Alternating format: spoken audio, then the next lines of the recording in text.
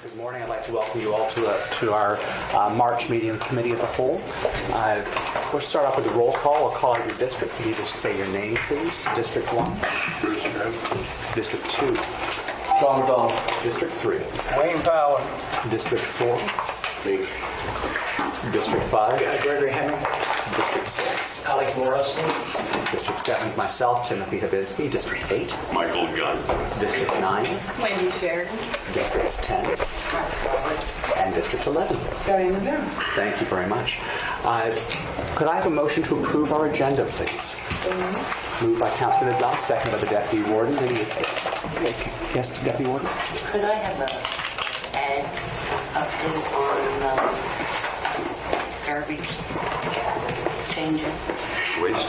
Sure. Oh, on the schedule? The schedule change? Yes, that's fine. That's just okay. All right, so let's put that in.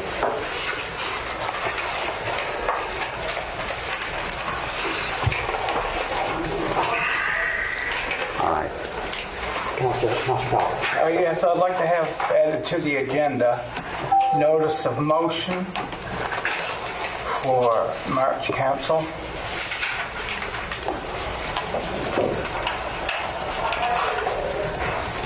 And I can read the motion now, or I think we'll do it when we get there. And I would remind Council, we are trying to avoid having late additions. That we're asking people to submit their items in advance if possible. If possible. I will say right after that, the agenda today is a very, very heavy agenda. I don't anticipate we're going to be able to get through everything. I think it'd be very unlikely. And depending on what Council would like, I would say we should end things by 5 at the latest today. I want to be respectful of people's schedules and other potential commitments. And if we have to schedule an additional meeting in order to work through the rest of the agenda, we'll do that. Steve? In-camera item under contracts. Okay. Yeah, That's section D. Okay. Thank you. That's good.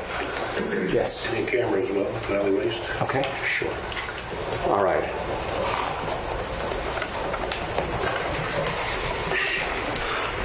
We've had a mover and a seconder. All in favor of the motion signify by saying aye. Aye. Opposed? Motion's carried. Thank you very much. And at this point, we've got 2 sets of minutes, one from our regular meeting on February the 11th and one from our special meeting on February the 13th. move February 11th. Move to approve the February 11th minutes, seconded by Councillor Hemming. Any errors or omissions that you've noted in those minutes? Seeing none, all in favor of the motion signify by saying aye. Aye. Opposed? Motion is carried. Thank you very much. And second, the special meeting from February the 13th. We have a motion to approve those minutes, please. Moved by Councillor Sheridan, seconded by Councillor Prout. Any errors or omissions in those minutes you noted? Seeing none, all in favor of the motion signify by saying aye. Aye. Opposed? Motion is carried. Thank you very much. And now we've got a couple of items that need to be discussed in camera under the MGA Section 22A, Acquisition, Sale, Lease, and Security of Municipal Property, and Section E, Contract Negotiations. Could I request a motion to go in camera under those sections? Moved by Councillor McNeil, seconded by Councillor LeBlanc. All in favor of the motion signify by saying aye. Aye. Opposed? Motion is carried. Thank you very much. I think everybody met our municipal advisor yesterday. Everyone is here. I'm sorry, I should have given you an opportunity to introduce yourself. That's okay. Would you like to? Am I doing that now? You certainly may, of course. I'll start by coughing. I don't have coronavirus yet. Maybe I do. Hi, everybody. Jason Hahn. I'm your newest municipal advisor as of around Christmas or so. And I signed over to you guys yesterday at the audit training. Thanks for having me and immediately booed me out. Thanks so much. All right. I'm going to turn the camera off. Good morning, everyone. I'd like to welcome you to this meeting of Committee of the Whole. Apologies to our guests who are waiting for a little while. Our in-camera session went a bit longer. Today, when we were presented with our agendas, I was uncertain whether they were agenda packages or weapons. This is, I think, 172 pages, so we have a lot to get through today. But we're delighted to have 4 presentations this morning. And first, I'd like to call on the Trans-Canada Transportation Society. Come on. Nice to have you here.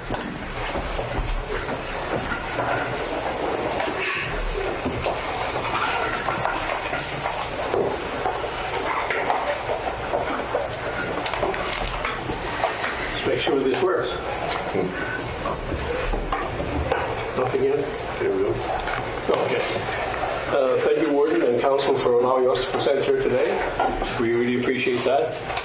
Most of you know Trans-County Transportation Society. We've been around as of June of last year for 20 years serving the community and working toward a healthy community by enhancing the quality of life for those residents who face transportation challenges.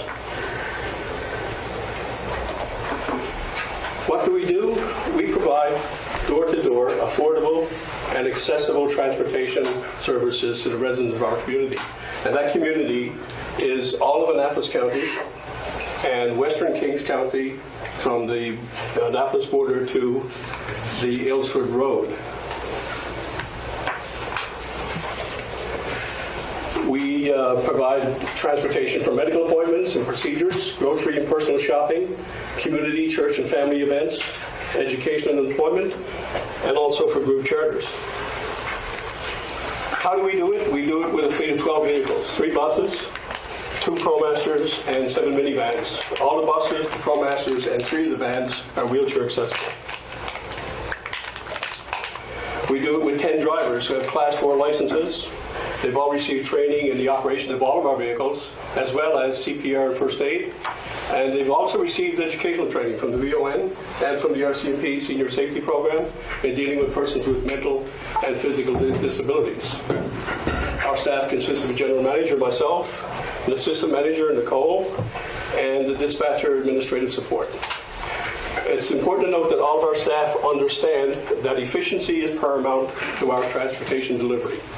From designing daily drives, it's like a puzzle, that ensure multiple users in the vehicle whenever possible and taking the shortest routes in the pickup and delivery of the user. I got some, here's some breakdown of our ridership from April, this current year, from April to January. And the total riderships is 13,678. Of that 13,678, at the bottom we have charters with 2,448. So not including the charters, we have the school board, and with the school board we have a contract at this point to transport students with physical disabilities that need wheelchair capability. The Department of Community Services, our contracts are right now. The contract is with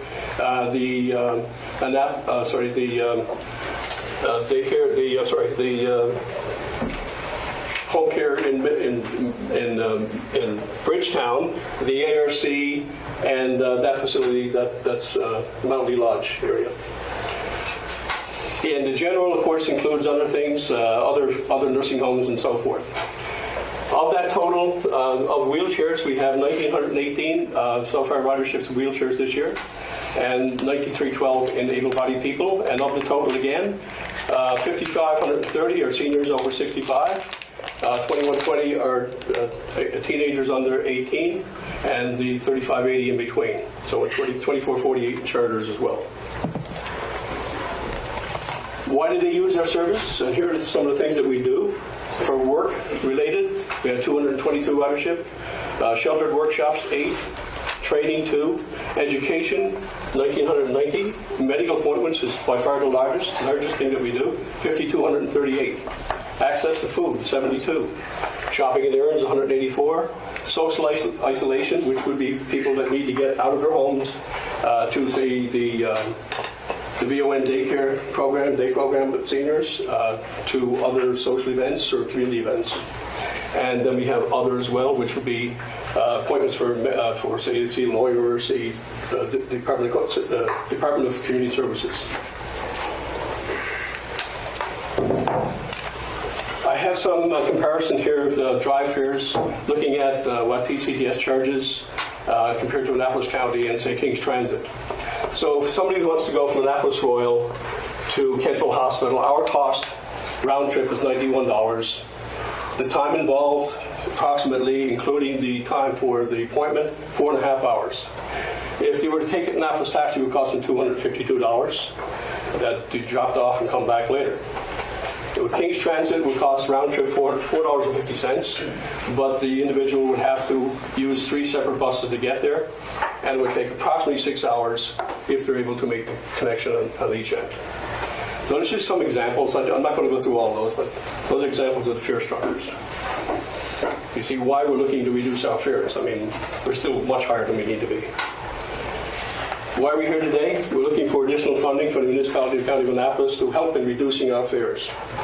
Our focus has always been to ensure the affordability of our service, particularly those in low-income brackets.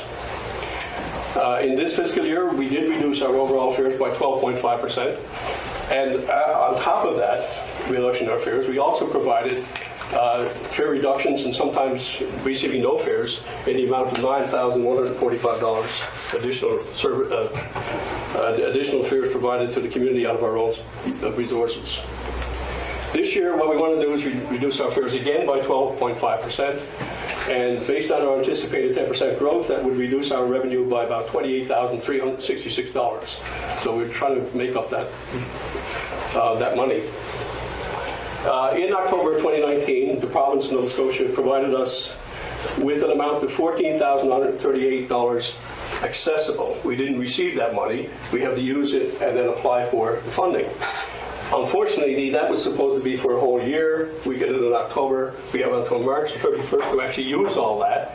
We're not going to be able to do that. We anticipate we might be able to get 10,000 of it used, and then the rest of it disappears or goes to another user. So after March 31st, we'll continue to do what we did last year, and we leave nobody stays behind. We take people, even if we've got if there's no fear. They just have to prove that they need our resources there for financial resources, and we'll help them. This is the municipal funding support at this point.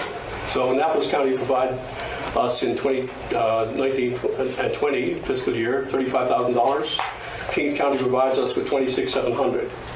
Of that money, we take $10,000 from each source and we put it into a fund to purchase vehicles. So we're left with $25,000 and $16,700 for operations.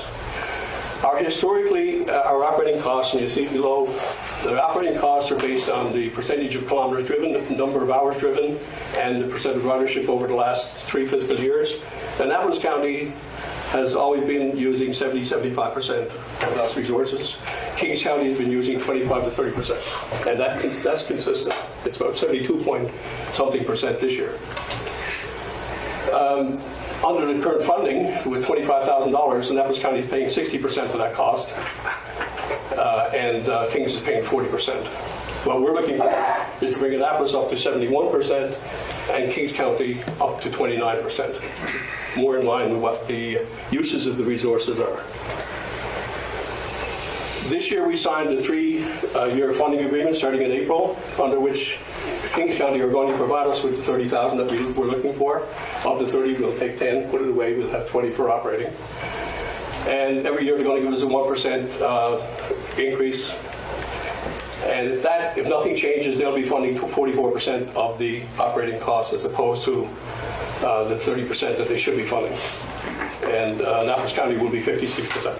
So we're looking for Annapolis County to recognize the inequity in the current funding ratio and assist us in meeting our goal of providing fares affordably to the citizens of our community. I will say at this point that of the money that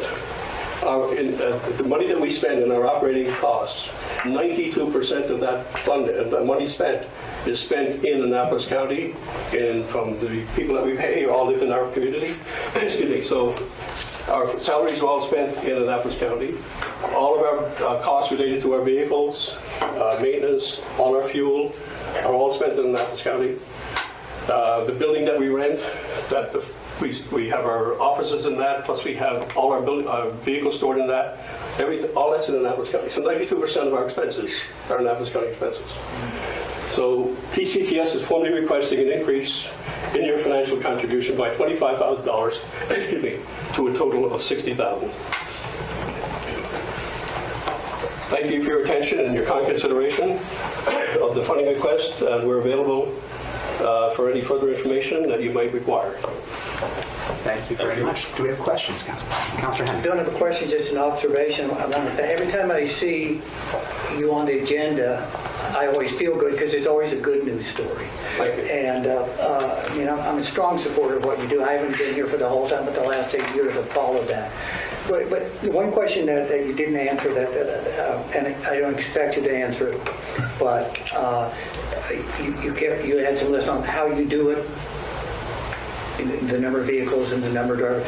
But I think the piece that interests me is that the piece you don't talk about, but it's this compassion piece. I mean, there was just a group of people that got together and decided that we had an obligation to give people, no matter whether you have money or not, the medical supplies and get the educational resources. And that's what you're doing. And it's absolutely amazing. And I want to thank you for doing it because I know it hasn't been easy. It's a lot of volunteer time. But thank you for filling that compassionate piece, which is part of Annapolis County strategic plan, to be compassionate on how we do things. So I appreciate you being here. Thank you very much for that. Thanks so much. Councilor Morris? Thank you. John, thanks very much for the presentation. One of the things that struck me is that you're saving up to buy vehicles Yes. instead of using that for operating and then coming back in year, whatever it is, and looking for hundreds of thousands of dollars. I think that's a very prudent thing to do. Thank you. Yeah, I will point out that the province has substantially increased their funding for us to buy accessible vehicles, and we don't rely on the banks as much as we used to, and cut our operating costs quite a lot with that support. So, yeah, a lot of planning goes into purchasing vehicles. Sure. Councilor Pratt? I'd just like to say as well, I'm quite aware of some of the things that you're doing, and I'm very impressed with it. I have neighbors who use your service. I always see your vans, your buses on the roads. You can't travel much in my end of the county without seeing them because I think most of them have to go through District 1 in order to go to, say, Metro for things, or up to Valley Regional. And I'm very impressed with the attitude that part of what you are doing is to lower the costs of use. That's our goal. It's an amazing thing. I can't think of anyone else who's doing that. Well, in our area. That's always our goal, to get our costs down as possibly can. If we can keep our costs down low, when we do have to support people that can't afford to pay, at least it's not so much out of our pockets. So it's a big help. So it's a great service you provide. Further questions, Councilor Gunn? Thank you very much. And John, thank you for your presentation. I don't see a lot, and my district is District 8. I go from Bear River to Maitland Bridge. Okay. I don't see Valley Transport out there. Is it because it's cost inhibited to get people? Is that why they, Bear Clemensville? I don't see. You mean us? We don't see us out very much? Yeah, I don't see you guys out there that much in my district. And I wonder that would be Bear River you're talking about? Bear River specifically? Well, Bear River to Maitland Bridge in that area, Route 8. Yep. So not a lot of people out there use that service. I don't No, we too cost inhibited? Nicole could probably answer exactly how many people we serve out there. Can you, Nicole? Of course. So in the Bear River, Clemensville area, we don't have a lot of clients right now using that, but we do. We do have, I'm going to say probably 30 to 50 just between that area. But it's all based on when their appointments are. So, there could be once every couple months that they need to call us to take us to their appointment. My question here on top of that, would it be too costing if you had to pay? I was looking at your rate fee there from Cornwallis to Middleton is $90 there and back, right? So if you are to go to Maitland Bridge to pick somebody up to take them to Middleton, it's going to cost a lot of money. Yep. I will point out that for medical appointments, we have a lot of support from the local community. We have support from the Soldiers Memorial Hospital Foundation. We have support from the Annapolis West Health Foundation. We have support from the Valley Regional Hospital Foundation and the Bridgetown Pharmacy that helps contribute to the cost of anything to do with medical appointments outside the local area. And so it's for that, for instance, if you had to go from Cornwallis or the river to Halifax for an appointment, it would be $70 return. That's very much subsidized by support groups. So we have a lot of support in our medical area. So that would be for a medical appointment. So if I have somebody out in my district, which I actually have a lot of them that have no money, Yeah. and they have an appointment in Halifax, can they make arrangements through you people to get By them? all means, call us, yeah. Okay. And what we look at is if people are looking for additional financial support beyond the fair, they would have to provide a notice of assessment from Revenue Canada just to show, and we would, at this point, we have a graduated scale that we assist with. But if somebody can't afford at all, like a really low poverty, they go for free. We support that, and the community organizations that I just mentioned support that. Wonderful. Thank you very much. Okay. Councillor McDonald. Of course, I'm the newest Yes. representative from here on the TCTS board, and I got to tell you, I knew very little about the organization until I became a member. I saw your vehicles, I saw them around the hood, but I really didn't know what it was or what it did, and since I've come to join, it's a big deal to me to be a part of it, and I think any one of these people, it would be a big deal to them if they were. I'm just fortunate enough that I'm there. Some things we discussed at a board meeting is getting the word out. And so maybe, and there are others in my community, Councillor Gunn, and maybe yours, maybe the word just isn't out enough, which would also help maybe reduce fares, although we're after people that can afford other ways, and therefore they're missing appointments. Would it benefit you, I know we have King's Transit a click away on our website, would it benefit you, would you like to apply to have a TCTS button on our website so people could easily find it? It's just one more way of getting the word out there. I think our website is connected to yours. Is but what you're bringing up there now, and this is on our agenda as well, is to really get out into the communities. Yeah. And that's going to be one of my focuses for the next few months, is to go to the Lions Clubs, to the Legions, the community halls, and meet with the people and bring out we've just updated our brochures and our membership books, and we want to get these out to the people, and we're going to do that by trying to attend some meetings and maybe speak at some of these local support areas, that the community support groups that are there in the communities, and I think that's probably the most effective way we can do that. Just if you don't mind my just saying at this point, we have, like I said, we updated our brochures. We have brought with us a number of brochures and a number of membership books that we would like to pass out to the councillors to give to their constituents. Would that be okay? Okay, so Nicole has all that. And the other thing I just want to mention is that we did bring, when you saw the black vehicle there, that's what we call our medical shuttle flagship. We use all our vehicles, but that's the one that normally goes to Halifax and return. We have that one with us today. It's out in the parking lot. If anybody wants to go have a look at it, it's a rear entry wheelchair accessible vehicle. It's a Mercedes Tetris. I got a really good deal on it. It's a demo, and we were able to pay for that this year. It wasn't in our original capital funding, but it was a deal that we couldn't miss. So just to follow up on that, on our homepage here, right, and maybe you can see it from there. We have our waste, we have council meetings, a video, we have missing a pet, we have Remo, Valley Connect, King's Transit. I mean, a button like that, yes, where all you do is click on it and boom, you're on the website. I'll ensure that gets on your website. You would like that? I would love to see it there. How do we go about that? Should I make that motion? Could I make that motion? What it's usually Later? yes later. What we'll do is because there'll probably be a couple of motions arising from our presentations, and we'll ask for motions to have them added to the agenda afterwards. We usually don't make the decision directly in the Correct. that's good. That's good. Thank you very much for your. I do have two more speakers, Councillor Fowler and then Councillor LaBelle. Well, I just wanted to say that I've been watching Transit for 23 years, and I think it's turned into a great. Yep. Well, we had a tough history at the beginning, but we're here now. We're still here. We're growing, and we're ready to address the baby boomers that are hitting our shores at this point. As a matter of fact, so there's a lot of growth coming. We expect to at least double our fleet in the next 10 years easily. So yeah. Great. Thank you. Councillor LaBelle. Well, first I'd like to say thank you for all your effort and all the great work you guys do in providing this transportation for the people that do need it and the affordability when it comes to it. I only have a question. Do you share some of these booklets with Sharon Elliott? Because she deals a lot with the seniors. Yeah, Sharon was actually the one who came in and did a presentation for us, so we have a good connection with Sharon.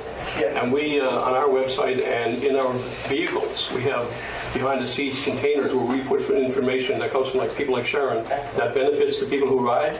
We put brochures in there for them to read while they're traveling. Excellent.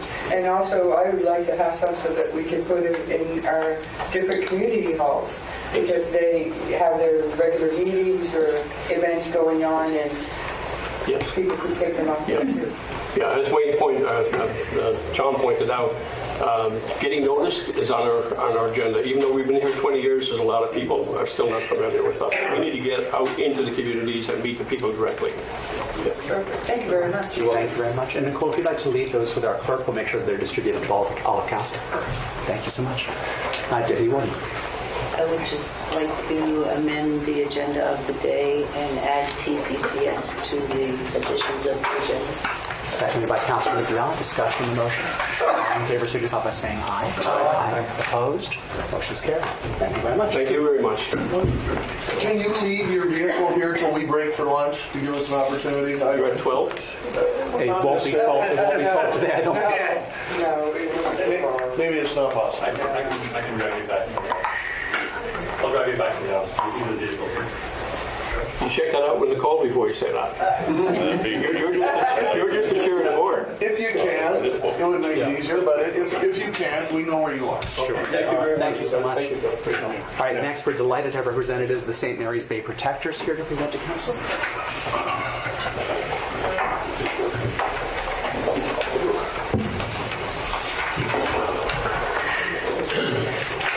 This mouse is just fighting over you today. Have you got something talking? We do. We have lots to talk about. We can even do this without the Council, Warden, thank you for having us here. My name is Rick Wallace. This is Gwen Wilson.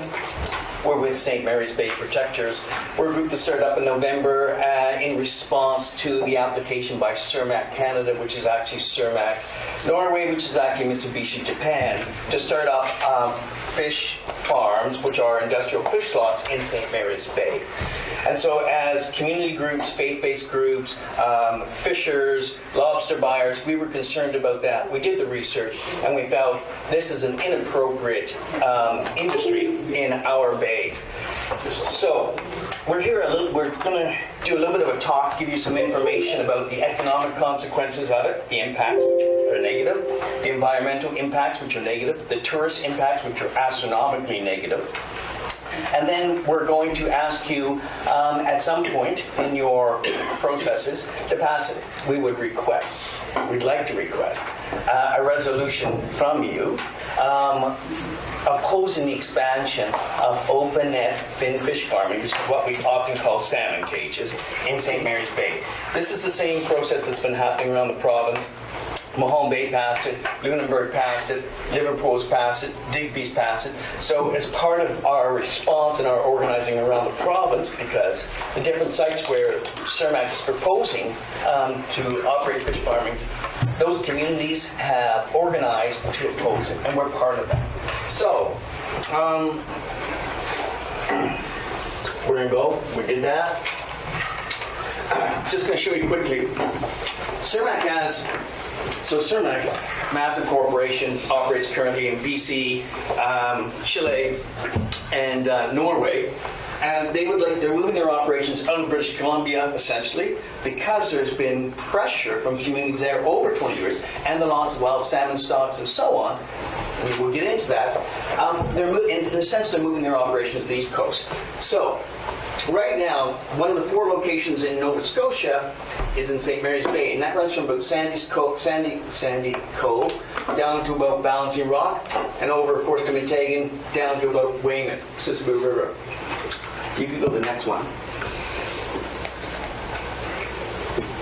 They're proposing to put, at a beginning, 4 to 6 farms. Each farm that they're talking about holds about 800,000 fish and comprises 25 acres. Each one of these is 25 acres in St. Mary's Bay. They are doing testing now. They have to make a final decision at the end of the month and let the government know whether they want to go in front of the Aquaculture Review Board, which is another process, the government, which is 3 appointees who will look at it and decide whether it should go forward. So, lobster fishing, 25 acres each one of these in the middle. And that's not to say that that's where it will end. That's a beginning. They need to have approximately, I think it's 44 million pounds of fish a year to make their enterprise viable in their minds. So this is where they're starting. Okay, if you could continue. I think we'll just, do you want to take it from here or do you want? Whatever you like, I'm fine. Yeah, so normally when we do a presentation, it's about a 30-minute presentation, so we're trying to condense this down into 10 minutes and make the best impact that we can with our plea. So our community's concerns do center around these areas: pesticides, disease, pollution, threat to wild fish stocks, and threat to existing jobs. For the first 4 bullets there, anybody who has a computer time and interest can easily go through and Google what those concerns amount to. Sea lice being the top one there is a huge problem, and CERMAC will tell you that they use, they'll first tell you that they use a mechanical means of reducing them, and that's called the hydrolyzer. It has not been a successful means of reducing sea lice. You can Google that too anywhere in the world, in Scotland in particular. It basically power washes the lice off. In addition to that, they use chemicals. The one that does the proprietary name for the one that's most frequently used is slice. In addition to that, they also will suck the fish out of the pens, put them on a barge, and bathe them in a solution of hydrogen peroxide, and then return them to the pens. The lice are caused, this is damage, the lice are caused when fish are concentrated together in these huge populations. And while we have salmon farms in our area now, and there hasn't been a huge problem with lice, it's because the fish in those pens are not concentrated at the numbers that they will be here. So sea lice is a huge problem. Where am I clicking here? Disease is another problem that results when fish are concentrated together in these huge numbers. And when fish are diseased, either with the piscine orthoreovirus, which is also contagious to other species in the bay, and they have to use antibiotics, they have to involve a veterinarian to apply those antibiotics to the fish. They can't just dump them in at will.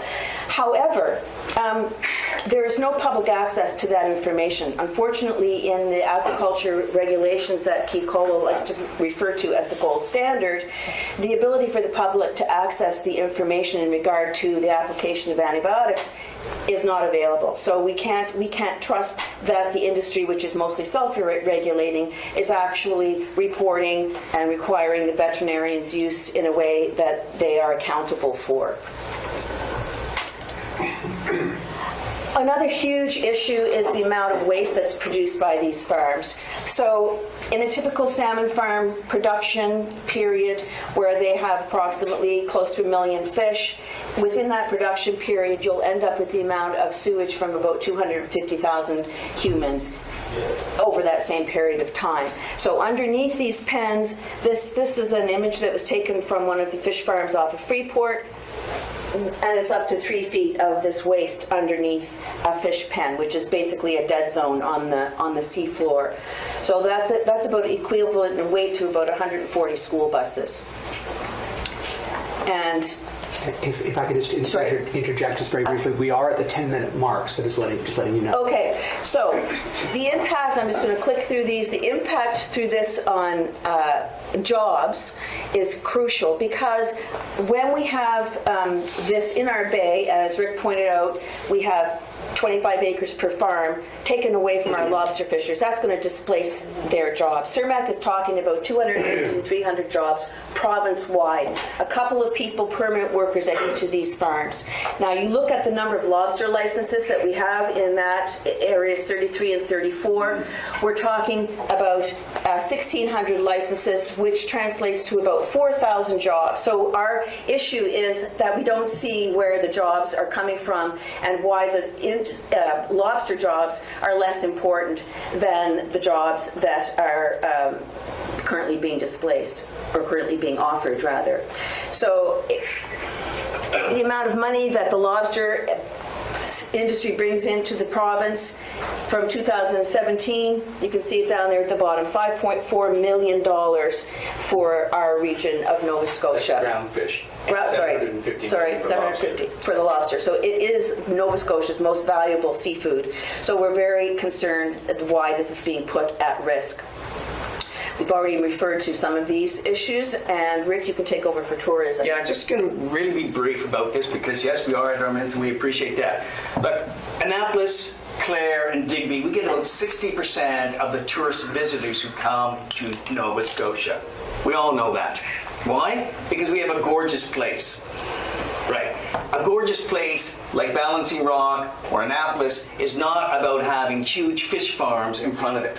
So we just wanted to say one thing. They're expecting $5.2 billion in tourist dollars coming in this year, of which our 3 counties will have 60% of the visitors.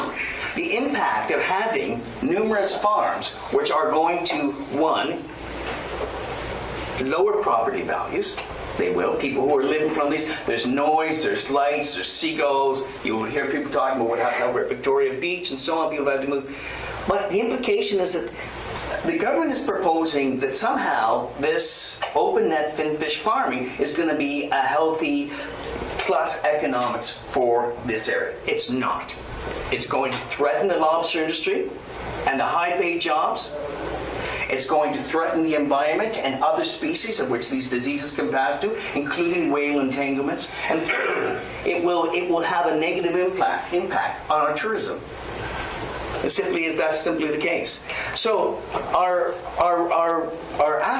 request to you is to treat this in a very serious manner. This is not simply a little proposal from the government. This has enormous implications. We're asking you, the council, to actually voice your concerns over that by passing a resolution. We all understand that you don't have jurisdiction over this.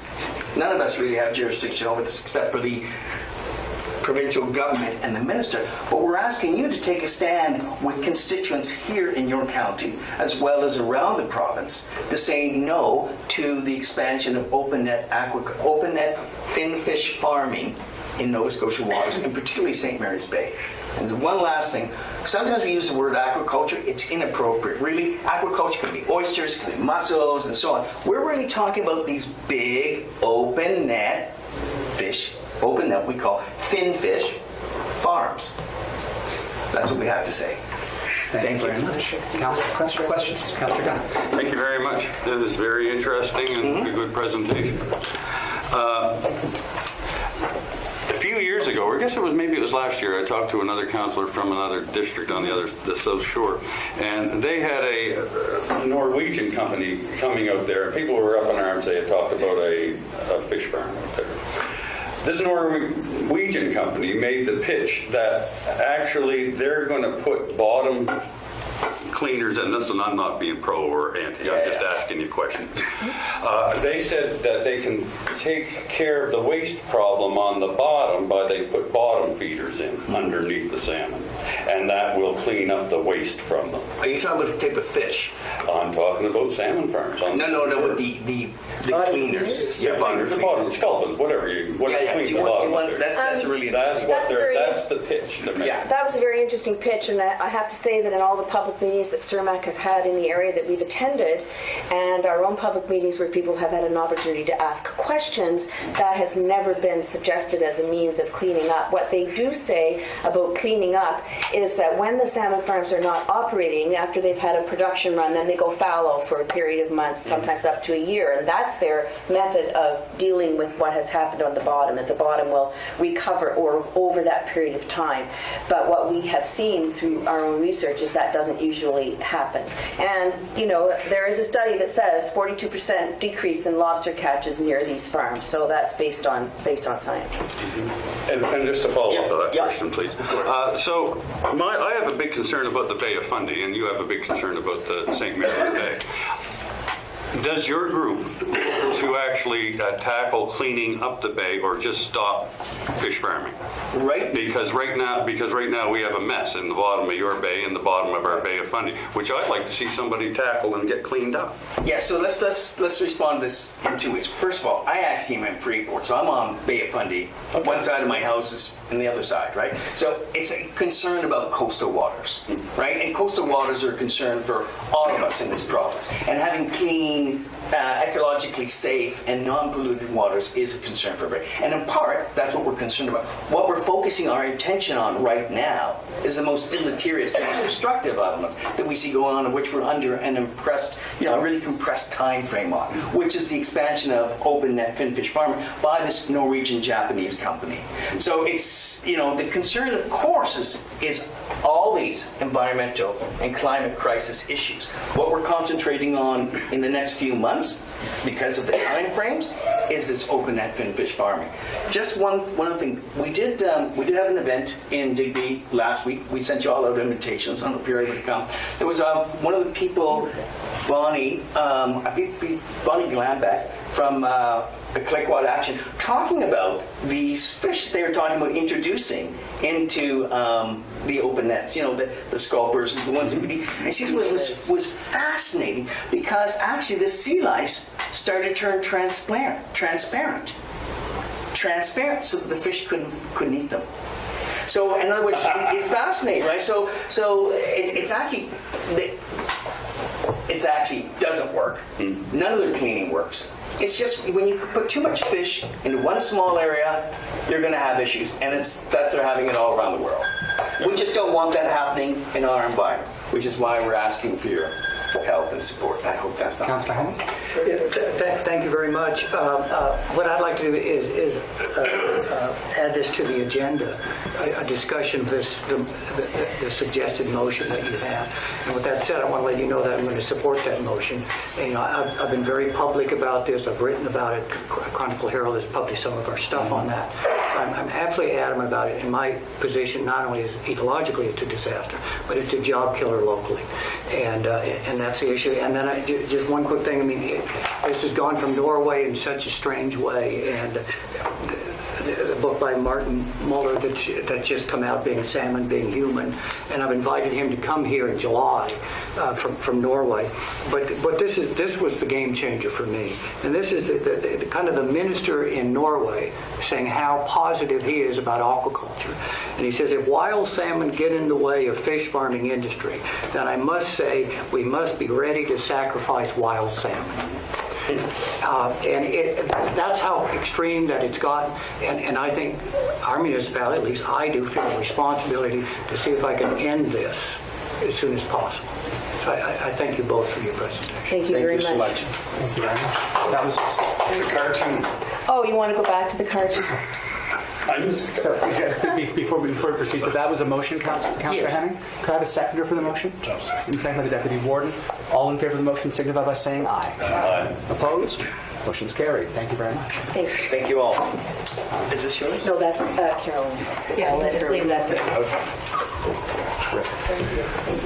All right, we have two more presentations, but we're in a bit of quandary because unfortunately Bruce has to leave. We did need Bruce to address one, I believe, of the remaining in-camera items.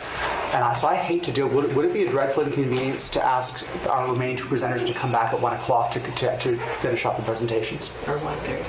Or 1. Well, or 1:30 perhaps. Sorry. Is that possible? And again, I apologize for that. It's sort of an unusual day. Is that all right for you, Dave? All right. There we are. That sounds good. All right. In that case, what I'm going to request a motion to go in camera. It's the same sections before, MGA section 22.2A and 22.2E. That's acquisition, sale, lease, and security of municipal property and contract negotiations. Moved by Councillor Fowler. And one more. Second by Should be Solicitor Planning. yes. Privilege, that's F, I think. So that's moved by Councillor Fowler, seconded by Councillor McNeil. All in favor of the motion signify by saying aye. Aye. Opposed? Motion carried. Thank you very much. Hello everyone, welcome back. I'd like to welcome you to our meeting of Committee of the Whole. We have two presentations from before lunch that we're eager to hear from, and I'd like to invite King's Transit Authority to come forward and make some introductions.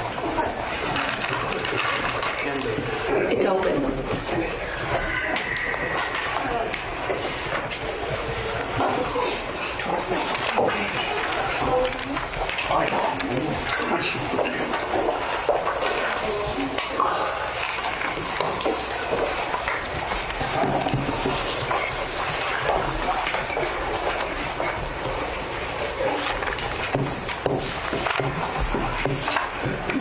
Worship, councillors, ladies and gentlemen, good afternoon. My name is Glenn Bannon. I'm the General Manager of King's Transit Authority, and I'm here to present the proposed operating and capital budgets for fiscal years 2020 and 21 as recommended for approval by the Board of Directors on February 26th of this year.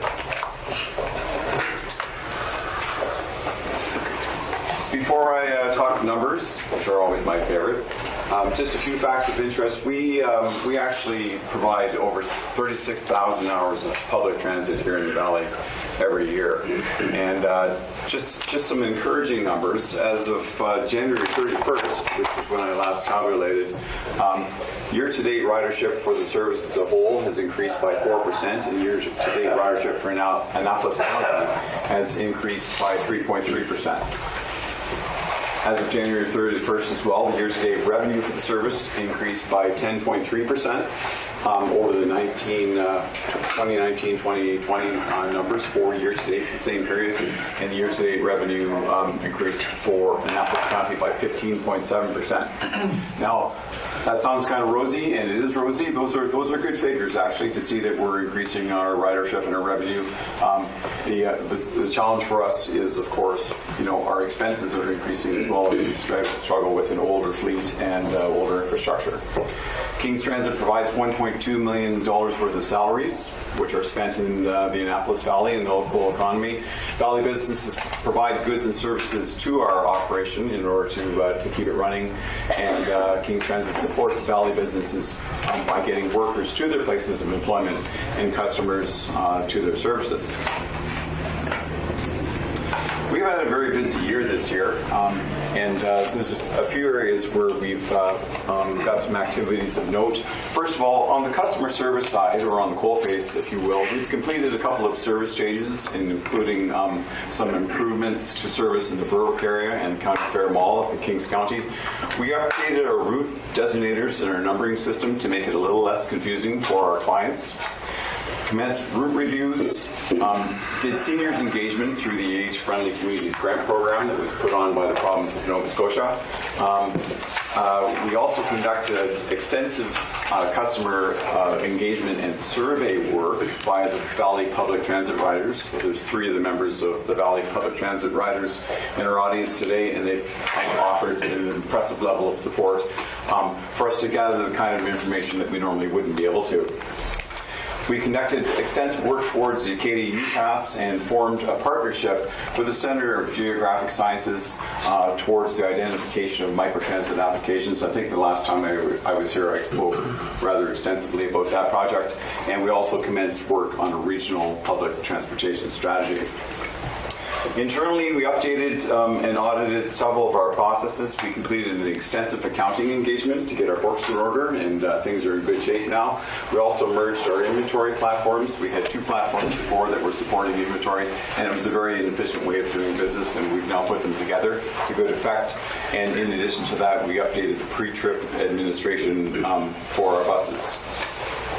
On the fleet side, as you know, we tendered for 3 35-foot transit buses to replace the vicinity units, one of which is owned by Annapolis County. That was awarded to Eldorado National for 3 Easy Rider 2 buses, 1 for each of the 3 counties, and the expected delivery for those units is in January of 2021. I accepted a donation of 4 old 2005 40-foot buses from HRM, and we're transitioning those units into the fleet in order to retire some of our high mileage units. The first one actually went to Annapolis County, bus 62, and it commenced service about a week ago, or a little bit more. Sorry, it commenced service in Kings County. We were doing some testing, but it commenced service here in Annapolis County about a week ago. And you'll see it's quite distinct in its appearance, multicolored, if you will. And the other unit we're transitioning into service as well. The interesting thing about those buses is bus 56, which was an Annapolis County unit, had over 2 million kilometers, whereas this unit, which is around the same year, well, actually it's the same year precisely, just has over 650,000 kilometers on it. So it's a lower mileage unit and should serve Annapolis County until we get some more money for buses. In addition to that, we commenced work on a formal asset management plan, which is intended to guide in an improved way, if you will, the life cycle management of both our bus units and also our building infrastructure. Now, before I get to the numbers themselves, I just want to talk about some of the influences on those numbers. As always, we've done a comprehensive review of revenues and expenses to make sure that the allocations reflect a fair and equitable distribution between the 3 counties that participate in this system. Related to that, the individual proportions of total ridership have changed slightly over the last fiscal year, with the core proportion decreasing slightly, Digby County increasing slightly, and as a result of that, the core share of indirect expenses is slightly less. Digby share is slightly more, and the share for Annapolis County really hasn't changed. How do you define core? That's Kings County. Yes, Kings County. As you can imagine, there's a desire to end some of the operating deficits that we've experienced over the last couple of years, so that our financing is a little bit more predictable for the participating units. So because of that, I've increased some of the risk allowance in the budget itself, the budget numbers. For Annapolis County, fare revenue has been held constant. Annapolis County, as I demonstrated previously, has experienced some successes this year as far as fare revenue collection goes, but we're still kind of struggling a little bit for budget. So I've held that constant. On the expense side, there has been some impacts due to the year-end accounting engagement, including hiring a different accounting coordinator with improved compensation for better results in the future. There are some impacts from the planned bus purchase, including the need to visit the plant to inspect the buses before they're actually delivered to make sure that we're getting what we are paying for, because we're asking for some improvements on the technical side in order to make the buses a little bit easier to maintain, and some customer service amenities as well. And there's another increment coming up for the bus operators. In 2018, we did a compensation review and discovered that our bus operators are a little underpaid as compared to some neighboring properties, if you will. So we're looking at a slight increase in wages over the anticipated cost of living. So for the operating budget for this upcoming fiscal year, the key points there, the total operating budget for Annapolis County is just over $600,000.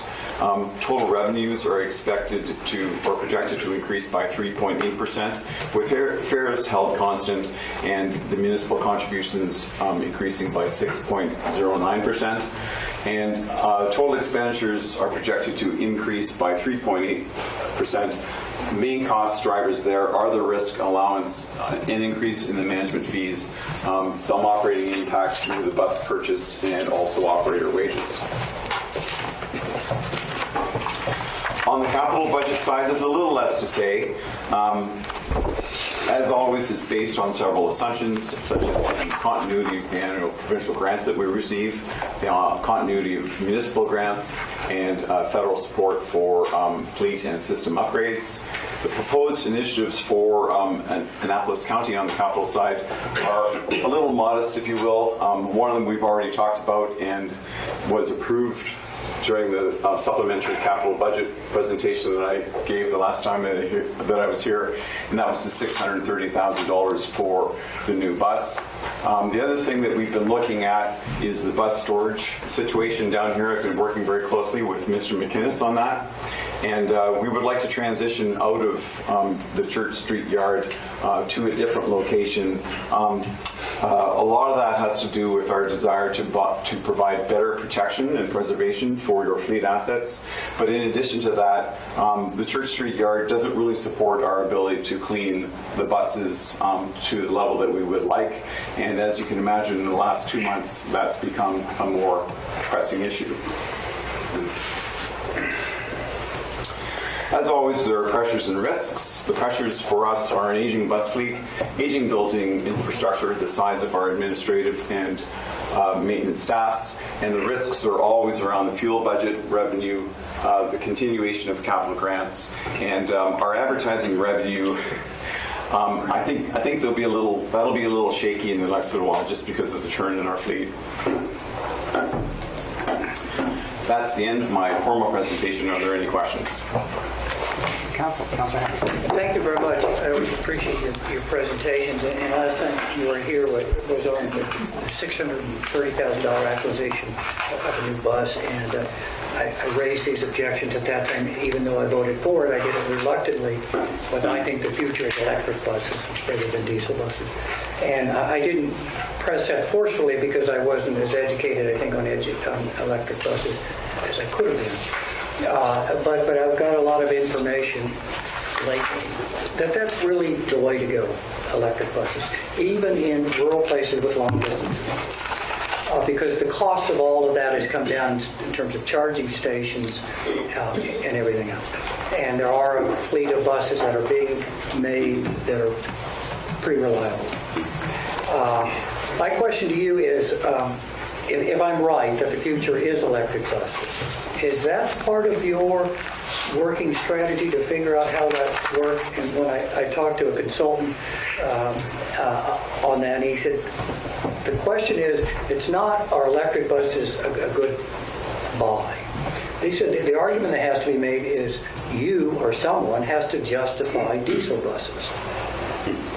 And I think that's an interesting look at things. In your opinion, do you see the transition to electric buses happening? Are you prepared for that? What is the cost of that? Actually, and just before you answer, and I hope you don't mind, but I'd like to piggyback on Councillor Hemming's comments. I was just at a Federation of Canadian Municipalities board meeting. The Federation of Canadian Municipalities, of course, represents municipalities right across the country. One of the things that we were discussing is the federal government is putting aside, it's not an enormous pot of money, it's about $300 million to aid organizations convert their fleets from diesel buses to electric. And initially, their intention was to focus that money specifically on school fleets, on school bus fleets. But the SCM and myself as part of that team are lobbying to both have that fund increased in size and also have it made available to municipalities for municipal fleets as well.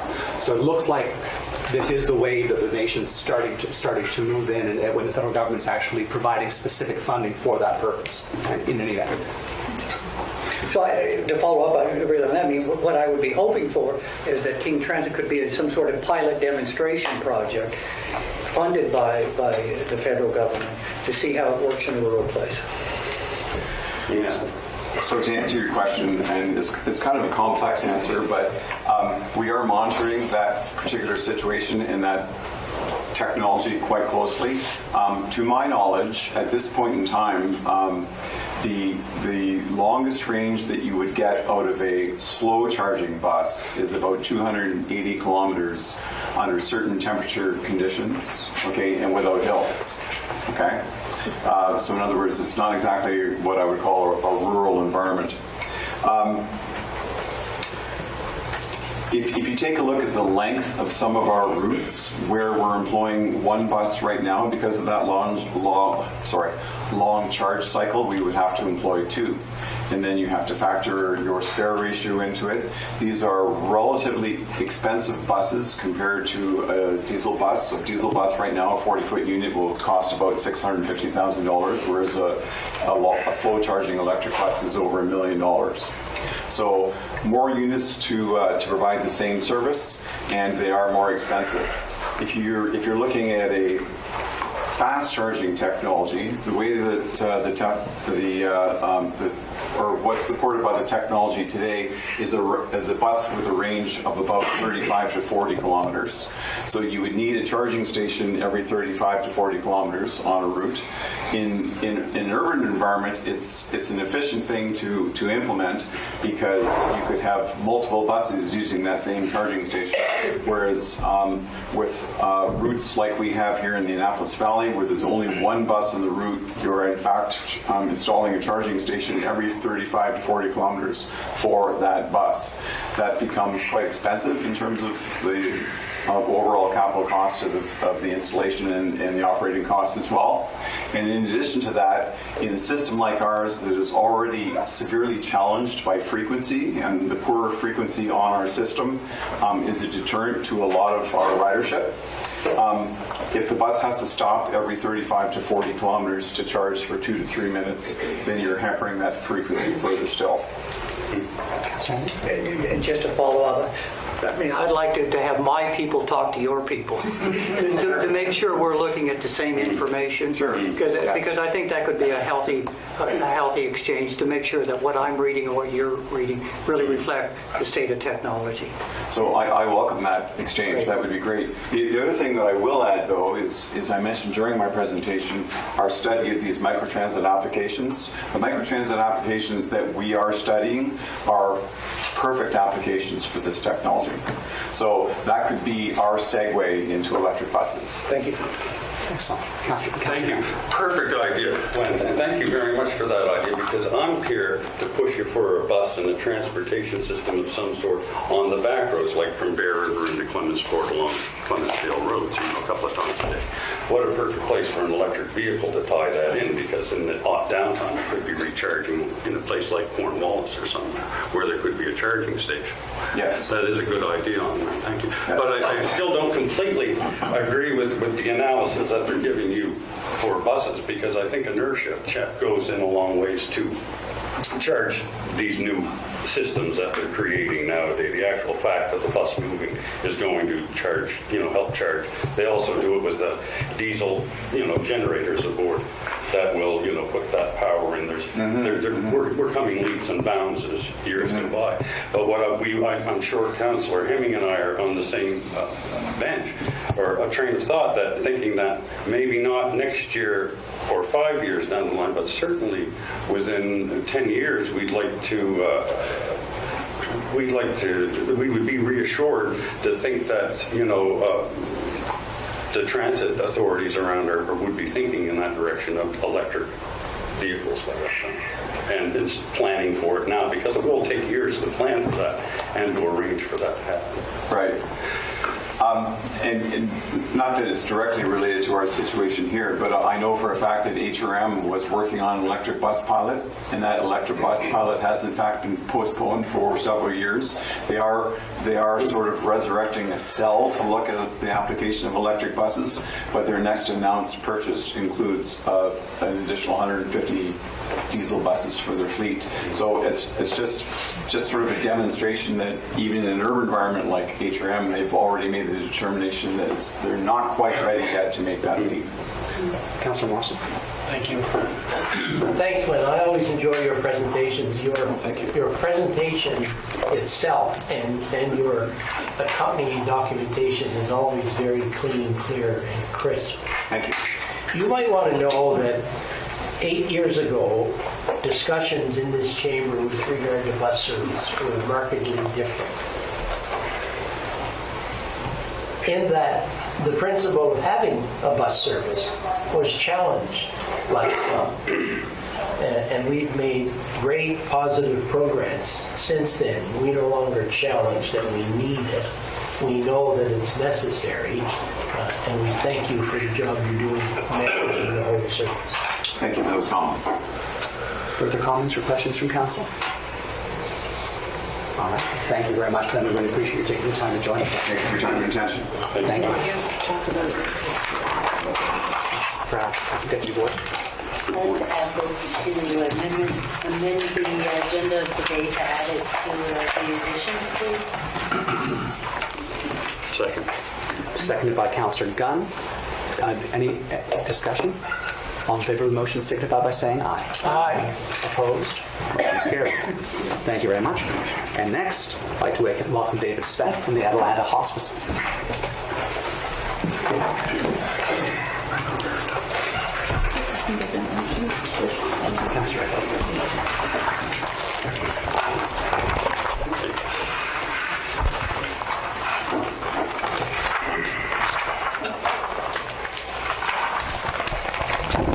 Councilors, ladies and gentlemen, thank you for the opportunity to deliver a little presentation on the Atalanta Hospice Project. This is my second time here. So rather than getting into a lot of details about what hospice care is, because I'm pretty sure everybody in this room knows what hospice care is all about, I'm going to give you a little bit of an update as to where we've progressed since the last time that I was here. And just for education for people that don't know about this project was started a few years ago by a group of individuals in Smith's Cove. The inspiration came from an organization called the Order of St. Lazarus, which one of its missions is hospice palliative care across the country.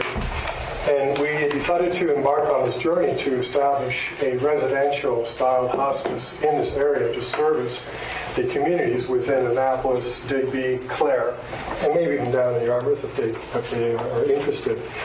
And since the last time we were here, we were able to, we were given a land donation of 6.63 acres in Cornwallis Park from the Annapolis Basin Community Conference Center. So that 6.63 acres used to be the site of the old hospital. I don't know if some of you may remember. I think it dealt with tuberculosis, and it was shut down around 1947, and that service or that facility then moved to Halifax, and then eventually that building was torn down. So right now it's a big field, and when we were given the land after a few weeks, I discovered that it used to be a hospital, and I thought it was kind of ironic that it was a hospital, and then we're now looking at positioning a hospice in that area. And our intention with the hospice is to construct at least initially, a 5-bedroom residential style hospice. And we've been going through some ideas about the design stuff, and they're fairly consistent across the country. And granted, through because of our association with the Order of St. Lazarus, which happens to be our charitable foundation. So when funds are donated to the Atalanta Hospice Society, which is a registered society in the province of Nova Scotia, we can't issue tax receipts because we're not-for-profit. But then our foundation is the Order of St. Lazarus, and they're the ones that are the custodian of our funds, and they're the ones that issue the tax receipts for any donations made by individuals or corporations. So some of the designs that we're talking about is a, you want an environment in which it's like you're coming home, and we're looking at a sort of a standard canopy kind of style over the laneway entering into the building, and behind that sort of a nautical theme, maybe a captain's house, maybe a couple of stories. We're thinking about putting administration, lecture room, meeting rooms upstairs, and then fan out to common areas and bedrooms and your en suites on the main floor. And this would then overlook the proposed garden behind the operation, which will have, like a duck pond. It'll have trees and plants and walkways, and it'll have a very Zen-like kind of environment so that family can spend time with their loved ones on the last days or hours on Earth. The other thing about the hospice is that it will ultimately become a hub for distributed hospice care across the region. And what that means is that there will be individuals who will wish to die in their home. And that's entirely possible. But sometimes these individuals need constant drug management for pain or for some other issues, and it may not be possible to have this ability to die in their home. And the beauty about the hospice is that it is a separate entity from hospital organizations. So the rules can be a little bit different. So if you're in a home, and I know this for a fact that there are homes in the remote areas of Digby and Annapolis that have a driveway that's 10 kilometers long, and there's a dog at the end of that, and a house. This is difficult to manage when there's many others like that. So if we bring these individuals into the hospice, if they have a dog or they have a cat, bring it in, because we have volunteers to take care of these animals, to walk them and so forth. So it's a little bit of coming home. It's a little bit of an environment which has staff, which to put it kind of casually, they're in the business of death. And this will reduce the stress and burdens on the Digby Hospital, on the Annapolis Healthcare Center, and it's also going to reduce the pressure on places like Cotw. These people do die at Cotw as well. And if we could get these people out and put them into an environment, a caring environment, that this will free up space at Cotw. It'll free up resources at the hospitals and healthcare centers. It's all a good thing.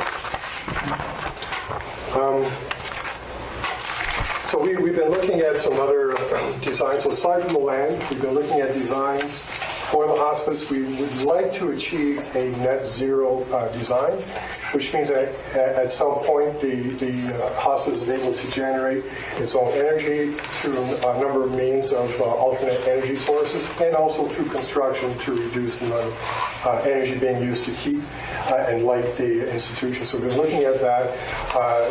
There's quite a number of consulting firms that are clamoring to get recognized for that work and get involved in our project. And we're also looking at down the road expanding the notion of a hospice in that area to include a facility for long-term care. Now, what's interesting about long-term care is that is actually a money generator, because that service is actually funded by the Nova Scotia Health Authority. People's health programs will take care of that, and those funds or that revenue can help offset the cost of running a hospice, because hospice care will not cost the individual or the family any money. It's intended to be a free service. It's free to those patients, and there will be other services which will be combined in that operations that include pastoral care, spiritual care, grieving services, and so on and so forth. So it's going to be a mixture of a combination of paid staff, which might include perhaps up to 2 RNs or LPNs, and we're looking at administration staff, we're looking at volunteers, people to take care of the gardens, individuals to take care of the pond, people to clear the snow. So there's going to be many opportunities for volunteers. And working with some of the colleagues in the Fredericton Hospice, they have no less than 200 volunteers attached to that hospice. So it is a community project. This cannot happen without community. And I implore everyone to consider, helping and supporting and conveying to their friends and relations of this project, so that we can expand the footprint financially and from a fund-wise perspective, and get more people to understand that this project is happening. And Cornwallis Park, in my mind, given my understanding of how this area works, I consider it as being the Switzerland in this area, because you've got Annapolis County and you've got Digby County, all centered to Cornwallis Park, and which is really good, because it is already a center for Digby and Annapolis with respect to the YMCA. So there's already a congregation of people and businesses within the Annapolis Basin Conference Center. So that kind of where we're at. We have funds in the bank. We've received a $10,000 donation in the fall. We raised $7,000 at a fundraising event at the Pines last year in May. We're doing another one this September in the ABCC. We have, and the fundraising at the dinner in September, we're looking at the order to match those grants with the funds. So if we raise $5,000 or $10,000, the order will match those funds for the project. And then we also have a network of individuals which are called Friends of the Order, and there's a couple in this room here. And Friends of the Order are individuals that in a small way contribute to the progress of this project through their annual $50 donation a year, which is a receivable donation once again. And so aside from the fact that I distributed the wrong document. It says here, we're seeking grant support from the municipality of the District of Digby. That was last week. So just scratch that out. Just scratch that out and insert the District of Annapolis for the support. And that's my presentation and update. I'll be happy to take some questions. Thank you. You've come before at least this body twice, and personally, every time you come and leave, I guess maybe I'm an older person, but I feel comforted about what you're doing and how you're saying it. So I thank you for that. I'm starting to work now with a group of people who are really interested in the whole notion of green burials. Have you had any alliance with that as a possible extension of a hospice? I don't see any reason why that shouldn't happen. I've touched on that subject. It's kind of an interesting subject for a green burial. And I think that it's just an opportunity to expand the role that the hospice could play in our community, especially from an environmental perspective. So here's an option that could work. So I could see that being very much part of it in the future. Thank you. Councilor Morrison. Thank you. Thanks, David, for coming to see us again. You might be interested to know that the building someone told you was demolished. It was there in 1994. It was the base hospital. And I think in 94, 95, it was demolished.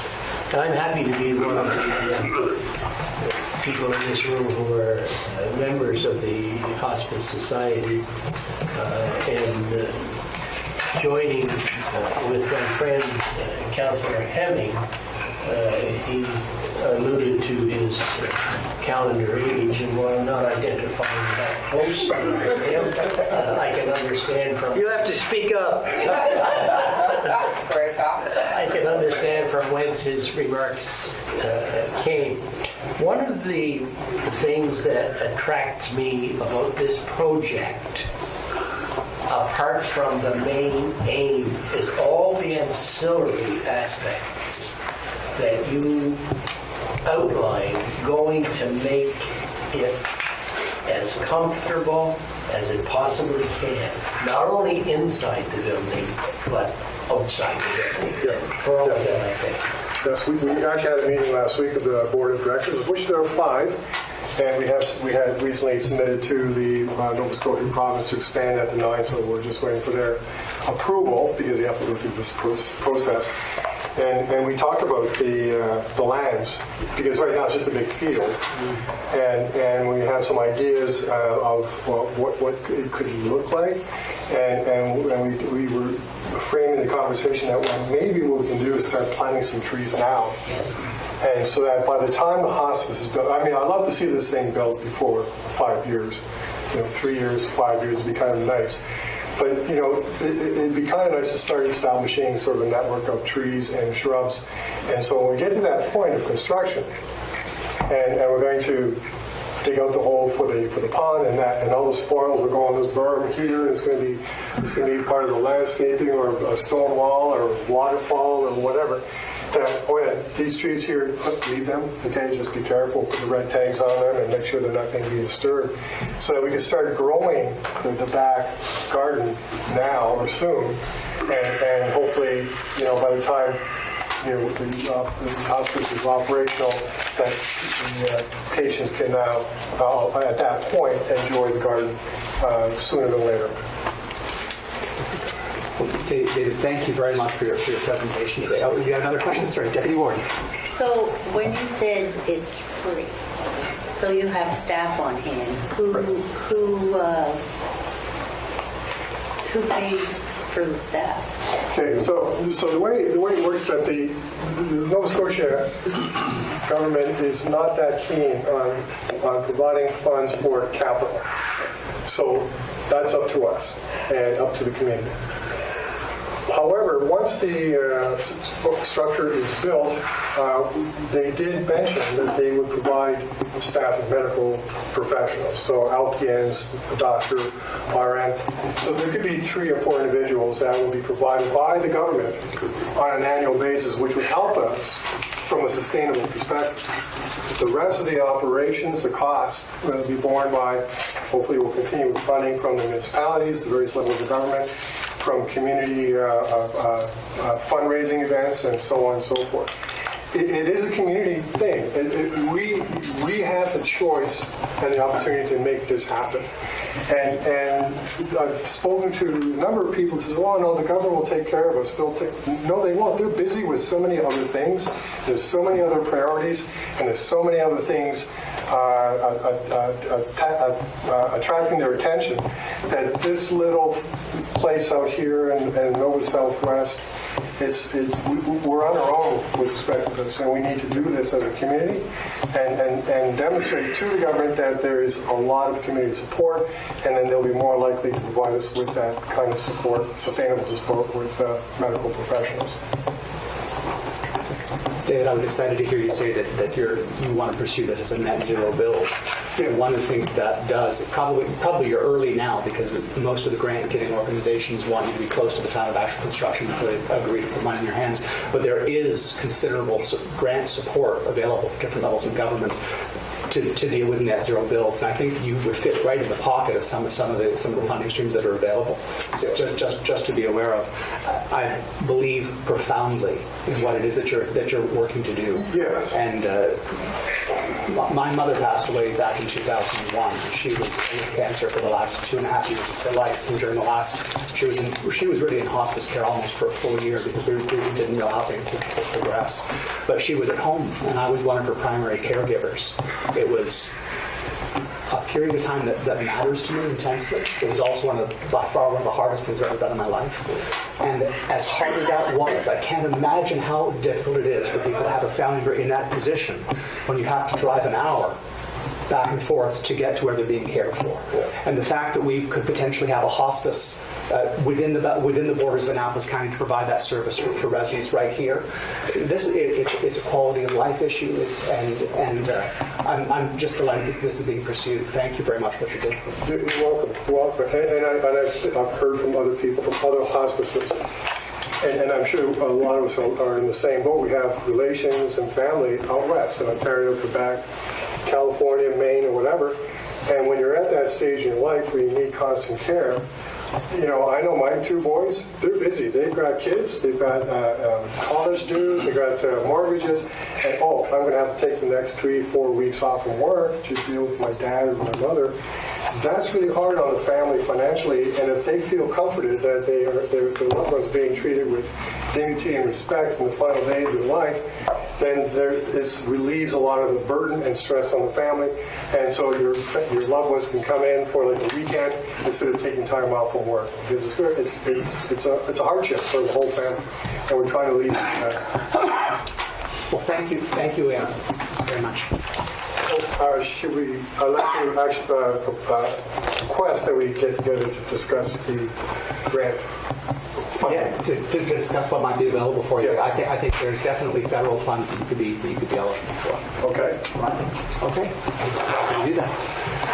Could I request a motion to have this added to the agenda as well? Moved by the Deputy Warden and seconded by Councillor Hemming. Discussion. All in favor signify by saying aye. Aye. Opposed? Motion's carried. Thank you very much. All right, so we don't, I believe, have any business arising for the minutes. So we move on to new business. The first item of new business is Smoke-Free Kings. This is with reference to the signs that they wanted to place in our bus shelters. Unfortunately, the council deferred the motion and had it placed in the committee of the whole for today, but we didn't in the motion specify that we wanted staff to go and get a larger image from the organization. So we don't have it yet. So I'm going to ask for a motion to defer this to next month's committee of the whole and to direct staff to obtain the information. Moved by Councillor McDonald and seconded by Councillor Fowler. Discussion on the motion. All in favor signify by saying aye. Aye. Opposed? Motion's carried. Thank you very much. Next, Annapolis Valley Regional Library.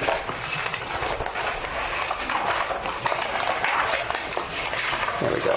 So what we had, council had a chance to review the letter. So what the letter is indicating is that the new funding, and perhaps Councillor Morrison can speak to this when we get to that point, a new funding formula has been developed for how our libraries are funded. Part of that formula will involve a fairly modest increase in the funding that the library system receives from municipalities. This is a request from the Annapolis Valley Regional Library. The new rate to begin to increase our contribution, even though we're not obligated yet. They said that the increase is coming next year, I believe, but they're asking if we would consider funding them at this elevated level 1 year in advance. Deputy Warden. I would make a motion to send it to budget deliberations. Moved by the Deputy Warden just to send it to our budget discussions, and seconded by Councillor McNeil. Discussion on the motion. Councillor Morrison. Thank you. As I'm the county representative on the board of trustees of the Annapolis Valley Regional Library System, I can let you know that this funding formula has been under discussion for about 2 years, and there were a lot of comments made, and I think the formula represents a great increase on the part of the province and small increases on the part of municipalities. And one of the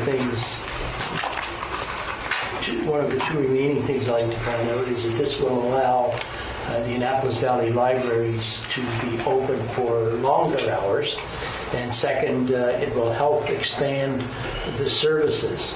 And I wouldn't attempt here to list all of the things you can get from your library in addition to books. There's a heck of a lot of them, so I urge everyone to visit the local library.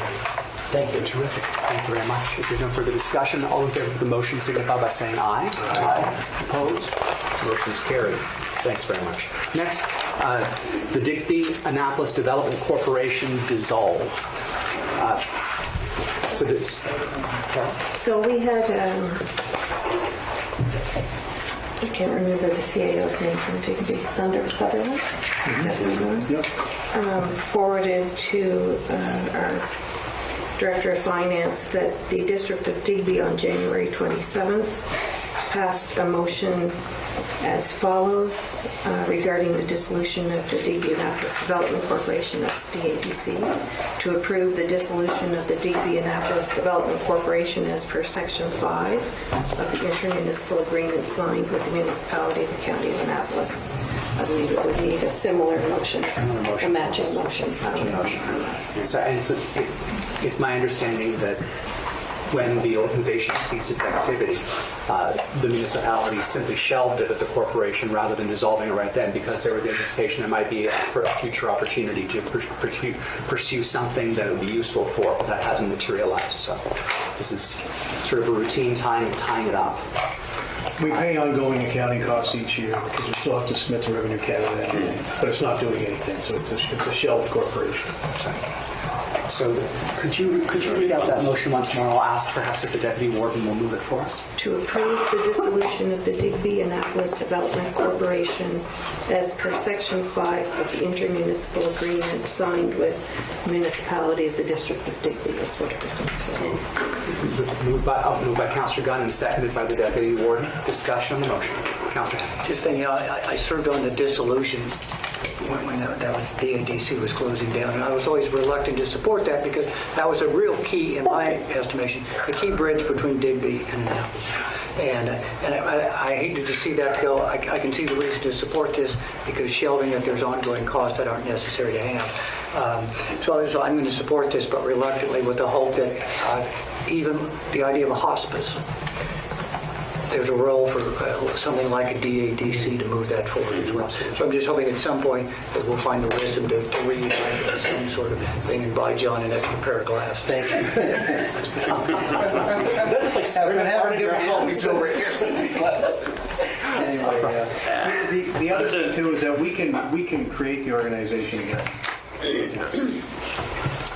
All right, further discussion? All in favor of the motion signify by saying aye. Aye. Opposed? Motion is carried. Thank you very much. Next, we have a letter of input on the 2020-21 budget from Amanda Peak. Let's see. And she was requesting the work be done to the path sloping down to the Cornwallis Mall. Deputy Warden? I would move to add it to our budget time deliberations. Thank you. And that's seconded by Councillor Morrison. Discussion on the motion. All in favor signify by saying aye. Aye. Opposed? Motion is carried. Thank you very much. Next, Lawrencetown Youth Arena. So applying for their capital grant again for a grant of $25,000 to support the project. They've given us a very, very detailed report of precisely what work it is that this is to support. But is this not a letter of support? They are requesting a letter of acknowledgement as required in the Recreation Facility Development Grant Program. And in the past, you have provided letters of support. You will note on page 38 that they will be asking the municipality for $25,000. Council has not received that or reviewed that application yet. So you can send a letter of acknowledgement adding that you have not seen a municipal grant application and that no funding has been promised. I will move that we send a letter of support to support the grant application. It should be a letter of support or a letter of acknowledgement. A letter of acknowledgement. A letter of acknowledgement at this point. Thank you. Seconded by Councillor McDonald. Discussion on the motion. All in favor signify. I'm sorry, Councillor Gunn. Yes. Thank you.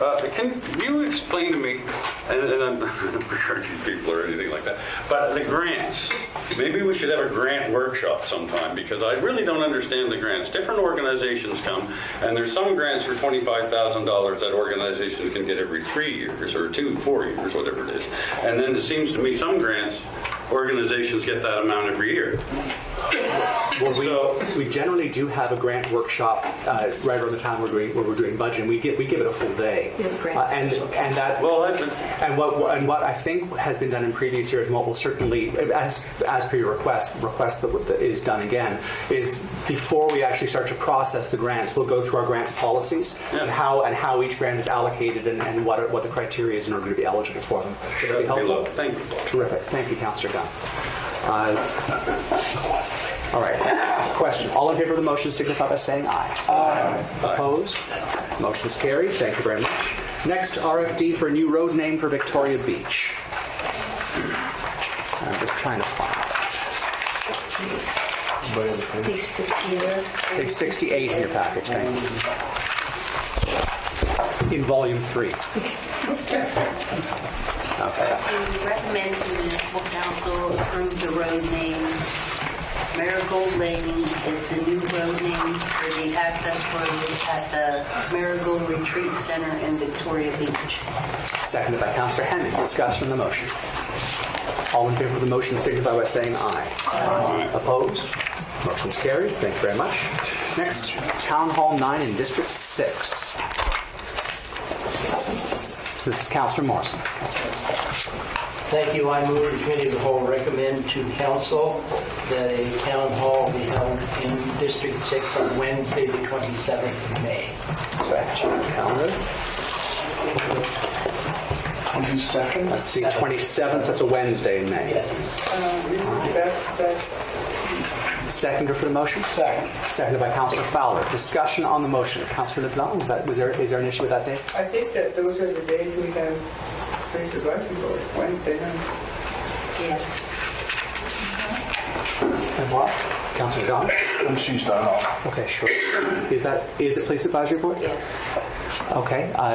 Could 26th. have the 26th instead in that case? That's a Tuesday. That's good. All right. Councillor Don? I do believe as per his submission to the agenda, he said it was Town Hall number 9, and that means we have 2 more to go before the end of this year. I believe one is District 1.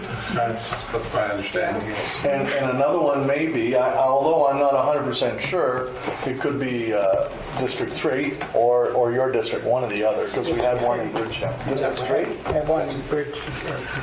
That's right. So I would just like to encourage those councillors to suggest. Pick times and pick dates. All right. Thank you. Further discussion? So we're going May 26th. So May 26th, folks. All in favor of the motion signify by saying aye. Aye. Opposed? Motion's carried. Thank you very much. Councillor Sherrick. Where would that be held? Am I missing this Belker Hall? In District 6. Yes. Yeah, but where? At Felker Hall. So that comes. This just allows the councillor to move I wouldn't dare forward. take action on that. So I was sure council was approving. I understand. I was just questioning if you had one you wanted. Okay. All right, so our next item of business is Royal Robots. And says that thanking us, it's a letter of appreciation for the council's support. They're asking us for a donation. Councillor Hemming. Yeah, I put this on the agenda. You kind of, its emphasis was really in District 5. But I'd like to support this. I'd like to support them going to this. But I just got an update this morning, or maybe it was late last night, that the trip has been canceled because of the canceling most school trips. Right. So there's 2 alternatives. If we want to support it, we can either support it with an agreed amount of sum and hold that until it's rescheduled. Well, I think that would be the thing. Now, this is the sort of initiative that I very much would like to support, but I think historically Annapolis County hasn't. For example, we get requests to help fund individual athletes who are going to participate in tournaments in other places, and I believe the practice has been to support people to send people letters of support, but I don't think the municipality has actually given grants for this purpose in the past. Perhaps Councillor Gunn. Didn't we just grant $1,000 for expense from face masks to China? Yes. Yes. Can't we make an exception here? We made a $1,000 grant to China, to a city that can afford it many times over, I'm sure. Symbolic. I think that's quite important now that we kind of support these guys. Well, and I wouldn't dispute that. I was just simply laying out the past practice. And to be very, very clear, the money that we spent on masks to China was proactive money this municipality was spending to try to do the small part that we could do to combat the coronavirus before it came here. Because I'd much rather have seen it contained overseas and dealt with overseas and not have people in Canada being infected. There are very few things the municipality can do to be effective on a world stage. We played our small part. Thank you. Councillor Sheridan. So what do we have for the policy regarding sports teams and donations or sponsorships? Do we have a policy? Deborah, what do we have on this? What have we done in the past? We don't have a policy on this one, at least my understanding right now. Council has supported them in the past, but... Have we? No. Years ago, but it was more than Yeah. But we have provided, we've all been here. We've provided promotional materials and things and that kind of thing. Yes, we have. I remember that. That's right. It got to be a slippery slope, juggling between individuals that were going to competitions and teams that were going to competitions, and that's wherein the problem came up 10 years ago, and the practice was established for it. Doesn't mean that you can't consciously change that. Deputy Warden. I would like for us to look at a policy Yes. that could kind of try and change this? Because we have a lot of youth in our county that does amazing things. Absolutely. And to sit here as a representative in areas and not being able to support that, it's sad. I know. I feel the same thing each time something like this comes before us. Well, perhaps what we could do in that case is, John? Sorry, just to add to that conversation, I should also have added the criteria for providing funding has changed under the Municipal Government Act since that practice was established. So our hands are a little bit untied now? Was that the old Municipal Government Act provisions didn't provide the ability to give support to individuals that were competing in whatever venue. I don't believe you have that same constraint any longer, so it might be an opportune time to consider what your position will be going forward. Well, yes, go ahead, John. Historically, municipalities haven't sponsored sport teams to travel. And in particular, there's so many. And it's not really something that's affordable based on what happens. But they did if there were students that were under the age of 18 and they were competing at a level, they got a small contribution towards that competition if it was a certain classification of the competition. But Annapolis County did not have that type of policy. So I think that's the type of policy that I think we'd be very specific about. It would be a very rare competition, and it would be for a certain age category, and the amount that you contribute would be minimal. But I think it's something that we may establish a policy on, and I'll check the new legislation. The new legislation is basically saying, you know, you can do everything you can do now, and if you think it's a benefit, you may be able to do more in the future. So it does give a little bit of flexibility. Most municipalities, I don't know if they've exercised it yet to find out, but we haven't looked closely at it, but that's what we'll do. So Deputy Warden, perhaps what we need would be two motions. One would be a motion to recommend to council that a policy be developed to govern this particular sort of situation with recommendations to come back from staff. And the second would be a motion to defer this particular request pending the development of that policy. Right. So the first was a motion to recommend to council that a policy be developed. So the seconder for that. It's a seconder for that. Oh, that was seconded by Councillor Gunn. So to develop a policy on supporting youth in academic and/or athletic pursuits, or I'm not sure how to phrase it exactly. Events. When you do in different levels, so the provincial and then national, so you have to be more specific. Well, I think, but we get all kinds of requests for this sort of thing, so that we need a policy to sort of shape our decision making so that we can be consistent in how we do things. There's the ability right now, if an organization applies for something that we are able to fund and they're willing to carry that out, then we can fund them for that. So they may have an issue of going away, but if they have other issues that they're paying here locally, such as leadership training or something of that nature, that it costs them money, and they may be able to divert their funds if they got money from us to do something of that nature. It's really a discussion that we would have with the group. If this is an interscholastic or is this a community group, two different things, and ultimately having a discussion and finding out more on packing with a way to see how we can fund it. Sure. Yeah. Councillor Henning. If I could, what you're suggesting is going to take some time, and they'd like to move forward with something. My suggestion is that we put together a strong letter of support for that, because what they want and what they're really saying, they're reaching out to local and provincial businesses and governments for support. So I think if we would have a strong letter of support for this, I think that would be helpful to them, and then it may take time, because this is in May, and I can't see us moving that quick. And with that said, we need to distinguish, at least in our thinking, that this is not a sporting event. I mean, we're not. Maybe recreational. This is very much academic. Yeah, because I mean, here it is in a nutshell. An important part of their competition is working together as a team to collectively strategize to solve problems, complete tasks, and demonstrate leadership within the community and organizations.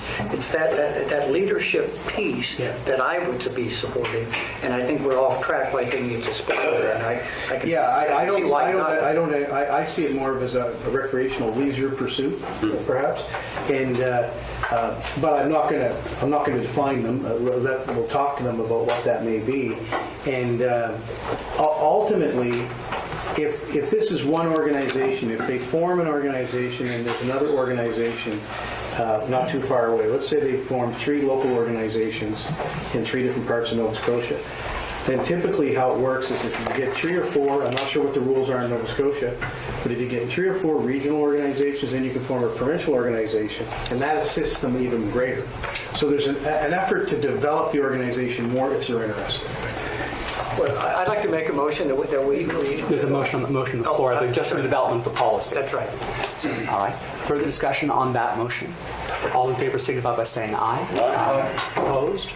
Motion is carried. So, Councillor Hemming, what you were suggesting is rather than simply deferring it, that we send a strong letter of support, indicate to them that we're in the process of developing a policy to govern our decisions on this sort of matter. Perfect. And to someplace in that motion, express what I just read, which is in their thing, that this is what we're supporting, is this, this leadership role in problem solving within the county. All right. Okay. Councillor, actually, I'll get a seconder first. Seconder for the motion. Sure. Seconded by Councillor Gunn. Councillor Rizal. Well, I'm just wondering, can we say that when we didn't even get our, we didn't even go through and study what we're going to do, how we're going to propose it? Well, we can provide a letter of support saying we're supportive of what you're doing, and we can let them know that we're in the process of developing a policy. That's fine. So the last part, just concentrating on a certain thing. Oh, I think that Councillor Hemming was hoping that the letter could recognize what we think is a particular value in what they're doing, and that is that it contributes to the development of leadership skills, and those leadership skills are deployed in the community. And I certainly have no objection to making special note of that, and of course the letter to recognize. That may be something that we can fund. It's the travel piece that's the difficult one, because that's the precedent-setting one that I think most municipalities, because you'd be getting requests from everybody for travel, but if leadership development means that you give a group a small amount of money that develops themselves, it extends into the community's benefiting from the money that you're giving them. And that's something I think that you could fund that. Councillor McDonald? The paragraph Councillor Hemming read out is exactly what we do with my basketball team. It's no different. The wins come if you follow that route, if you create leaders, if you help them get out of their bubble, their comfort zone, to go beyond, right? And that's exactly what this group is doing, and I love that. But you need to be careful because almost every group can claim that. That's right. That's right. We have in success. Well, I've done a lot of coaching, and that's exactly a paragraph I use. I think that the development of this policy will be a challenging thing for staff because they have to sort of try to navigate their way through these distinctions, because to try to find a way to fund things we think are particularly in the pocket of what a municipality can do. We'd love to support everything. If we had an infinite pot, we would. But we have to be careful about what sort of precedent we establish. And I'm not saying what he said is wrong or should be left in or out. I'm not saying that at all. It's admirable. It's awesome. Absolutely. But there are a lot of groups are going to fall into that slot. Absolutely.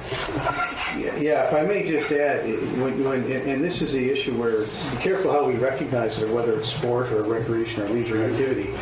The sport governing system in Nova Scotia is very well defined, and there's probably thousands, if not over 100,000 volunteers in these networks. You can imagine most provincial governments recognize upwards of 60 some odd sports, and each sport has their own provincial organization, regional and local, and they all, because of that volume and that ability of attracting funds from the province, all their leadership development, their coach training, their referee training, their officiating, fair sport workshops, all that stuff is supported by a huge network. This is something new, right? So this is something that's really starting at an infant stage. So it's not a sport.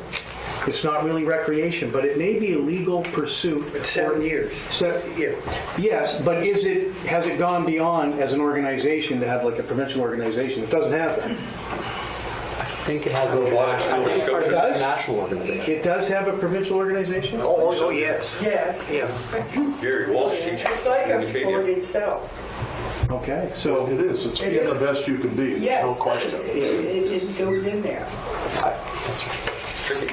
okay, I'm not sure. I think it's still interscholastic. That's why I'm asking. No, it's been going on for like 10 years, 12 years.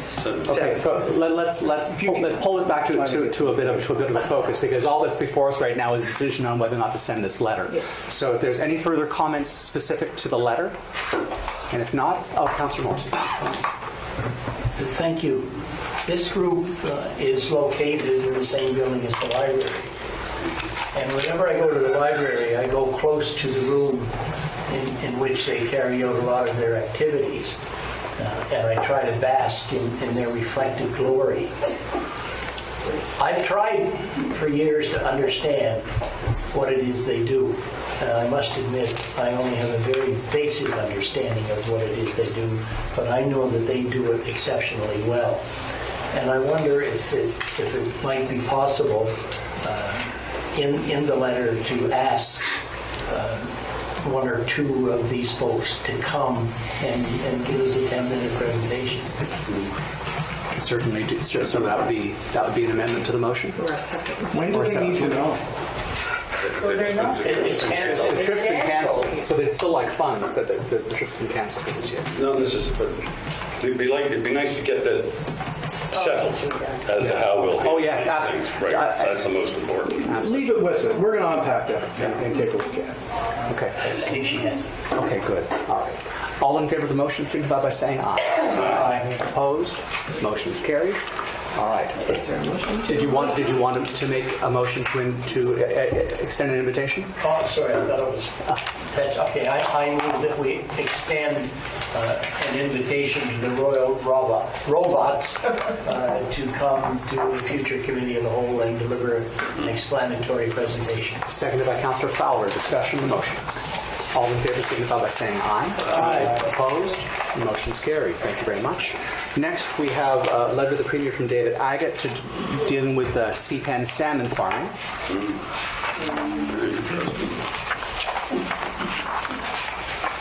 And right on its heels, of course, the article was published in the Chronicle Herald by Robert Cervelli and Gregory Hemming on aquaculture and its impact on the environment. Perhaps, Councillor Hemming, would you like to speak to this right off the bat? I just included those in the packet as some background information for the presentation that was given earlier on salmon, fish farms. Fish farms. And that's the reason I included it, because it gives some background both economically and ecologically to support what they're doing. Terrific. Okay. So we don't require any sort of a motion there. Could we have a motion to receive for information? So moved by Councillor Fowler and seconded by Councillor Gunn. All in favor of the motion signify by saying aye. Aye. Opposed? Motion is carried. Thank you. That was. Oh, that was for the. You're right. They're two separate. So that was for the Agate letter. In that case, for the commentary by Councillor Hemming and by Robert Cervelli. Give a motion to receive that for information as well. Moved by Councillor Sheridan and seconded by Councillor McNeil. Discussion on the motion. All in favor signify by saying aye. Aye. Opposed? Motion's carried. Thank you very much. Next, municipal use of copper fixtures as a component of pandemic preparedness. Some of you councillors will remember that I brought a presentation to council on this. I don't know if it was at the end of the previous administration or the beginning of this administration. It came on the heels of a report being issued by the Royal College of Physicians from the UK that they believed that the greatest single threat to human health and life next to climate change was the emergence of antibiotic-resistant bacteria. And they, at that point, issued an advisory to all municipalities, which generally own the majority of the infrastructure in a nation. The municipalities should consider switching hard surface fixtures, that is doorknobs, push plates, handrails, bathroom fixtures, from stainless steel and or chrome to copper or a copper alloy. And the reason being, stainless steel is chemically inert, as is chrome. And microorganisms like fungi and viruses and bacteria can live potentially for weeks. The norovirus can survive on a stainless steel surface for 17 weeks. And that's the stomach flu virus that we tend to get in the wintertime. Copper, by contrast, is chemically active and it is self-sterilizing. So many pathogens which remain as infectious agents in untouched surfaces are killed within a couple of hours of being exposed to copper. And depending on which alloy you're actually using, the times can change a little bit. Councillor Sher. In regards to that, I did a little research on that, and every time I Googled and looked at something, it said, but if the sweat gets on the tap or whatever, it covers and it doesn't kill like it should. And I did do many researches on Google searches, Right. and it all comes up the same. So they claim that you still have to clean those surfaces. Well, it's not a replacement for cleaning. It's not a replacement. You still have to clean. Yeah, absolutely. So I'm thinking maybe it'd be better if we just had a washing station, like a regular hospital station out in each lobby to clean your hands, because a lot of times, I don't know how often those bathrooms get cleaned or how thoroughly they get cleaned, but it would be more to an advantage, in my opinion, to clean your hands. And certainly hand cleaning is extremely important. There was a study that was done by Johns Hopkins University on American hospitals with reference to this quite specifically. And that study, which was done, I think, in 1983, was examining rates of infection within hospitals in the United States. People, about 450,000 people contract an infection while in their stay at an American hospital. Their findings, of course, the research were that if hospitals simply changed knobs and push plates, so they didn't even talk about bathroom fixtures, but doorknobs specifically, that they could reduce those infection rates significantly. Those infections result in about 74,000 deaths annually in the United States. And according to the study, they believed that just the replacement of those doorknobs could reduce that mortality rate by almost 75%. So there is quite a body of research. And there are other factors for certain. And part of the reason that copper and brass fell out of favor as for doorknobs is because you do have to consciously clean them and polish them, because they'll tarnish if you don't. Right? They're very expensive. Where stainless steel, they are expensive, but you can also use plating. Plating is just as effective as solid, and it's much less expensive. I see your point with the hospitals, but we're just a building, like that everybody enters and comes and goes. It's kind of like going to the grocery store. Sure. You touch one of those carts, you don't know, you put your hands and your food in the bottom of those carts, and you take them home, put them directly in your cabinet, you touch them. I mean, you're never going to get rid of all the germs. No, you never will. No. I can see it in hospital situations, but in regular... To me, the issue is there's a limited number of things that a municipality can do to try to address the risk of illness. And we only own so many buildings. There's only so many people from the public in the buildings. Though I would remark just briefly two other things. One, just regular illnesses, colds and flus and whatnot within the workplace are the largest reason for workplace absenteeism. Right? So one of the ways to make your workforce healthier is to have things like this. This is part of why the British College of Physicians made it as recommendations specifically to municipalities. The other is because of the new accessibility legislation that's come from the province, we will be in a position where we're having to consider lots of our bathrooms and doorways over the course of the next years in order to be compliant with accessibility rules. So if we were ever to be considering a gradual transition, and so the motion that I've put here as a potential motion, if council decides to go in this direction, was to undertake the gradual replacement of doorknobs, push plates, bathroom fixtures, and other surfaces subject to regular annual contact with copper or copper alloy fixtures over the course of 3 years. So that wouldn't be immediate. And I was contemplating it being the thing we would do gradually in the course of it, complying with the accessibility legislation.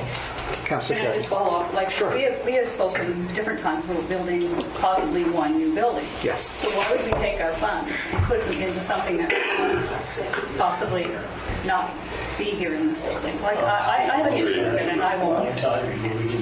Thank you. Councillor Gutt. Thank you very much. And in the thought of a new building, 3-4 years, I just heard one comment that, will be a long time.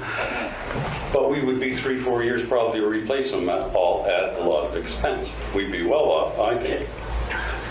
That we should be looking at a new building. And when we design a new building, we won't have doors on bathrooms. You won't have things like that. You won't have doors on bathrooms because you live in one big bathroom. You just walk around the corner. You're in the pool. Have you ever been to the airport?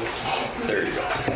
It's that kind of thing. That's the way they design public buildings now. They don't put doors on washrooms because of that problem, right? People, all the hands, right? Most buildings you come into nowadays, they have doors that automatically open, so people don't have to touch them, right? So why you go to the hospital when they're that way. So, you know, I would think that we'd be well off to look at, you know, one more reason why we should look at a new building. Thank you.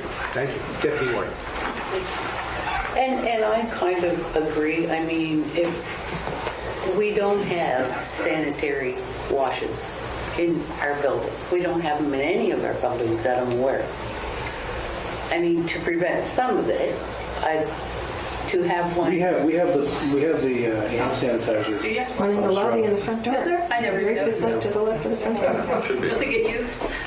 Yeah, and one in the corner on the way down. And if anything that we should look at is to maybe step up our cleanliness in here. I mean, rugs are not the in thing. Well, they're not. I mean, people have allergies and things like that. And I know we have done great improvements through this building with replacing the flooring and things in the outer area of this room where we all are.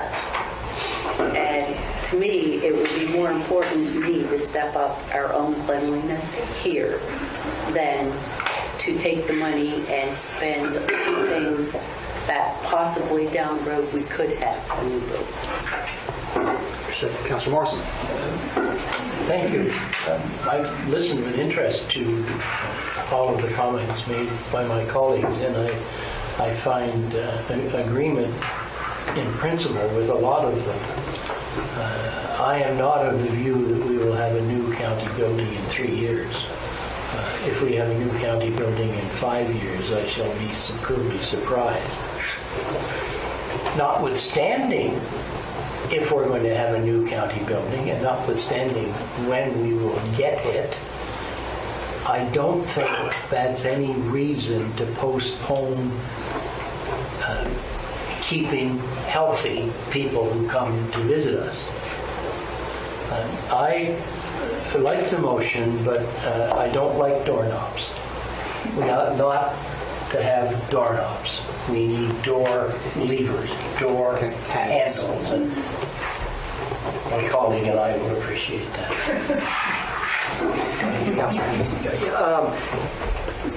I want to support this, but I think I want to support it in a broader context, and I don't know if this is acceptable. I didn't know you were bringing this forward, and I was bringing forward down at the end of the new business, the municipal readiness piece about the virus as well. And maybe there's a way to combine those, because what I was looking for is walking away from this meeting, letting the community know that we understand the risk and the reality of COVID-19, and that we're prepared to do something. What I was prepared to do is, at least on our website, there's a whole variety of information from Public Health Agency of Canada, Nova Scotia Department of Health and Wellness, that those go on our website, that you can complete access to a local resident. If they're going to travel, they can go to the website and figure out what the travel restrictions might be, what the quarantine might be. That's a broad policy that we want to at least get that on the website. That's out there. And then at the first opportunity, review those physical things that we can do throughout the county. But I don't know the cost of those. Because I agree with Councilor Morrison, I don't want to postpone this, but I'd like to get a little better handle on the cost. But I think that could be, that we could craft a motion to support to look at the county's municipal readiness piece by putting information from health authorities on our website, and including a more elaborate discussion on those physical things that we can do in terms of new building and structures to head off this, because this is a real issue. I don't think we're going to have any bigger issue to hit this county than these pandemics. They're going to change the way we do buildings or business. So that's what I'd like to do. I'd like to. Is there a motion on the floor? There is a motion on the floor.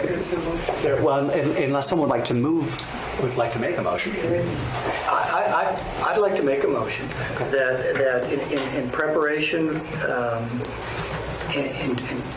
I move that in understanding the municipal readiness piece for COVID-19 and other COVID and other pandemics.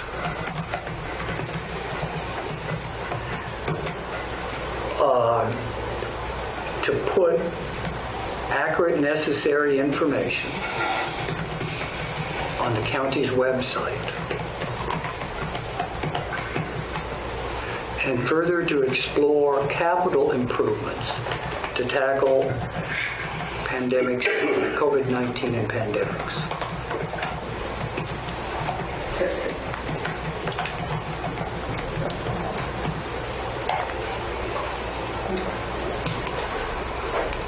I'm just wondering how staff will execute the second half of the motion.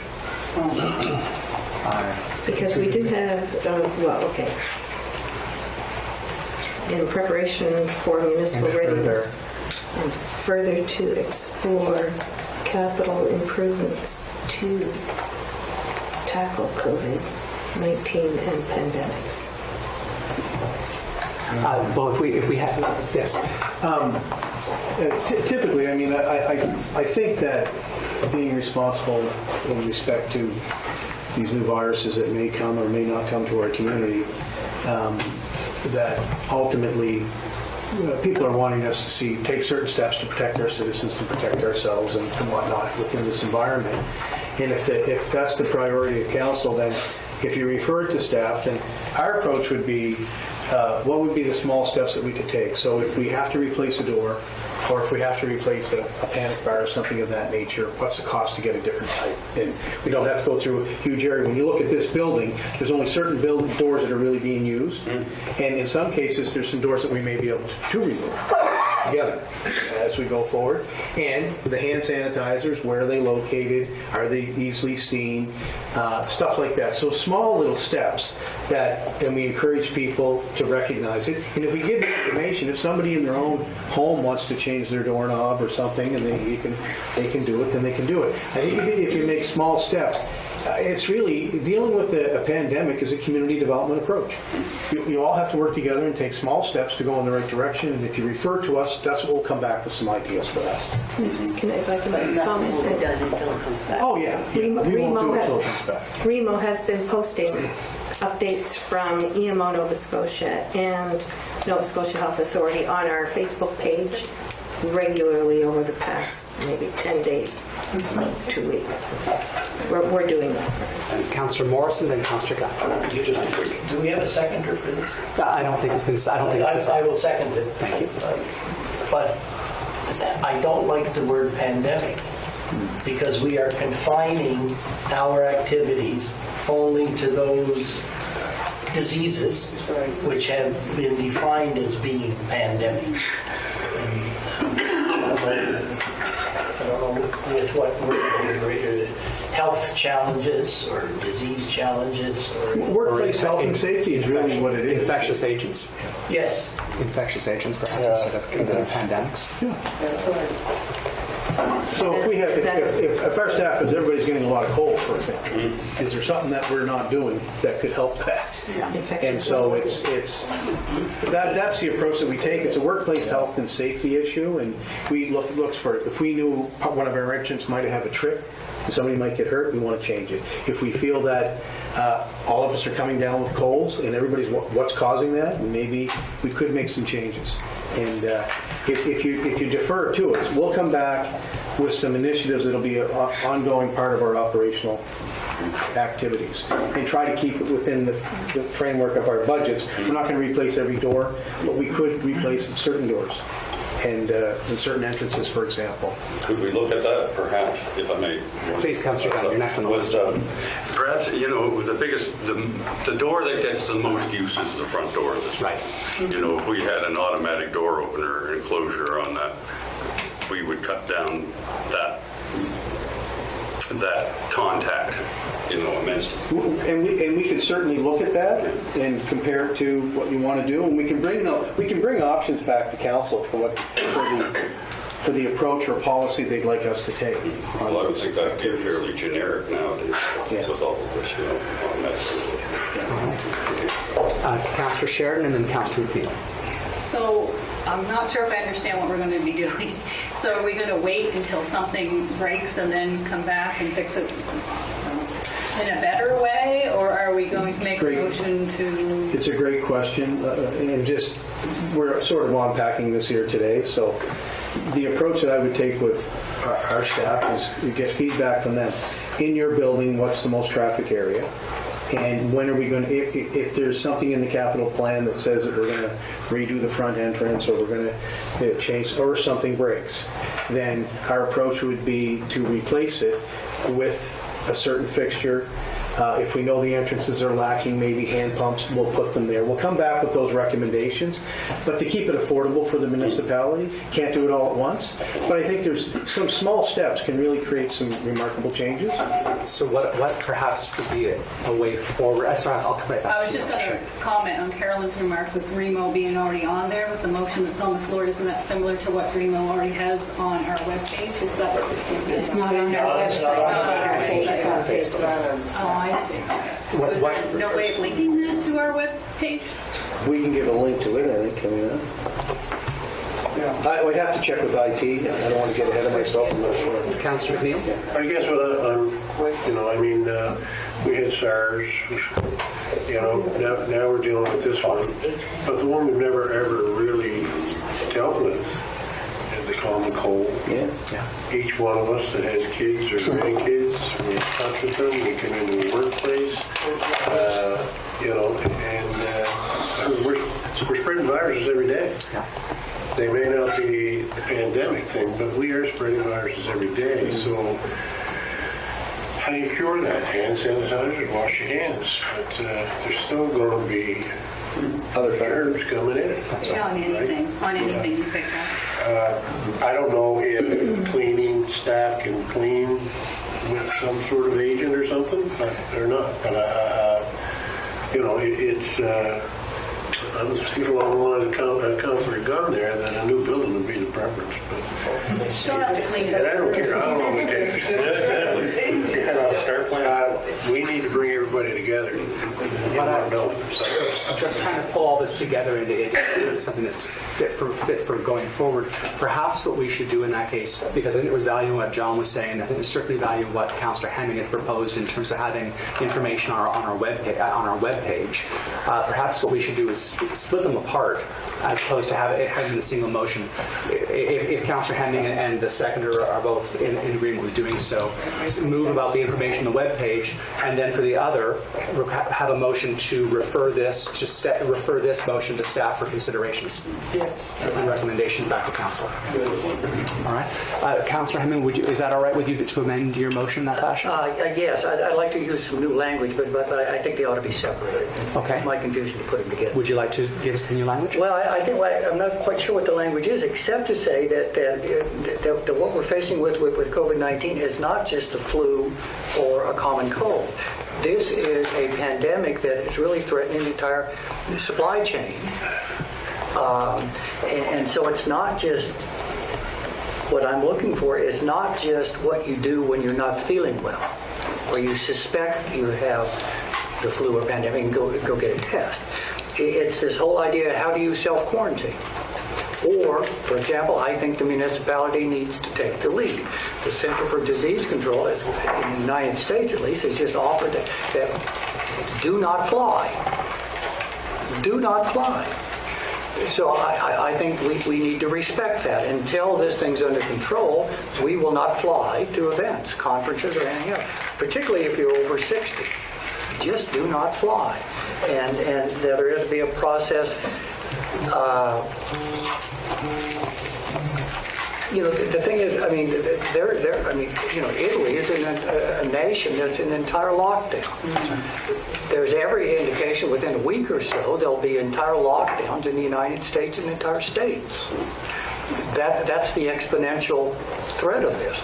And the Center for Disease Control is running numbers for Nova Scotia, and they're not good with our age, with our ruralness, we may expect 25,000 deaths, not contagious deaths because of this. So I want to let people know that we've got their back. We're looking at this. This is serious, and we're going to do what we can to address it, which may include, there may be a time here that we're going to have to test our ability to hold council sessions via telecommunications. That's not allowable right now. You have to meet in person. We may want to take a look at that. That's the sort of strategy I'm getting. I didn't present it well. That's the sort of strategy I'm getting at, as opposed to just going down and asking for a COVID-19 test, which is very difficult to get in Nova Scotia because there's not many test kits.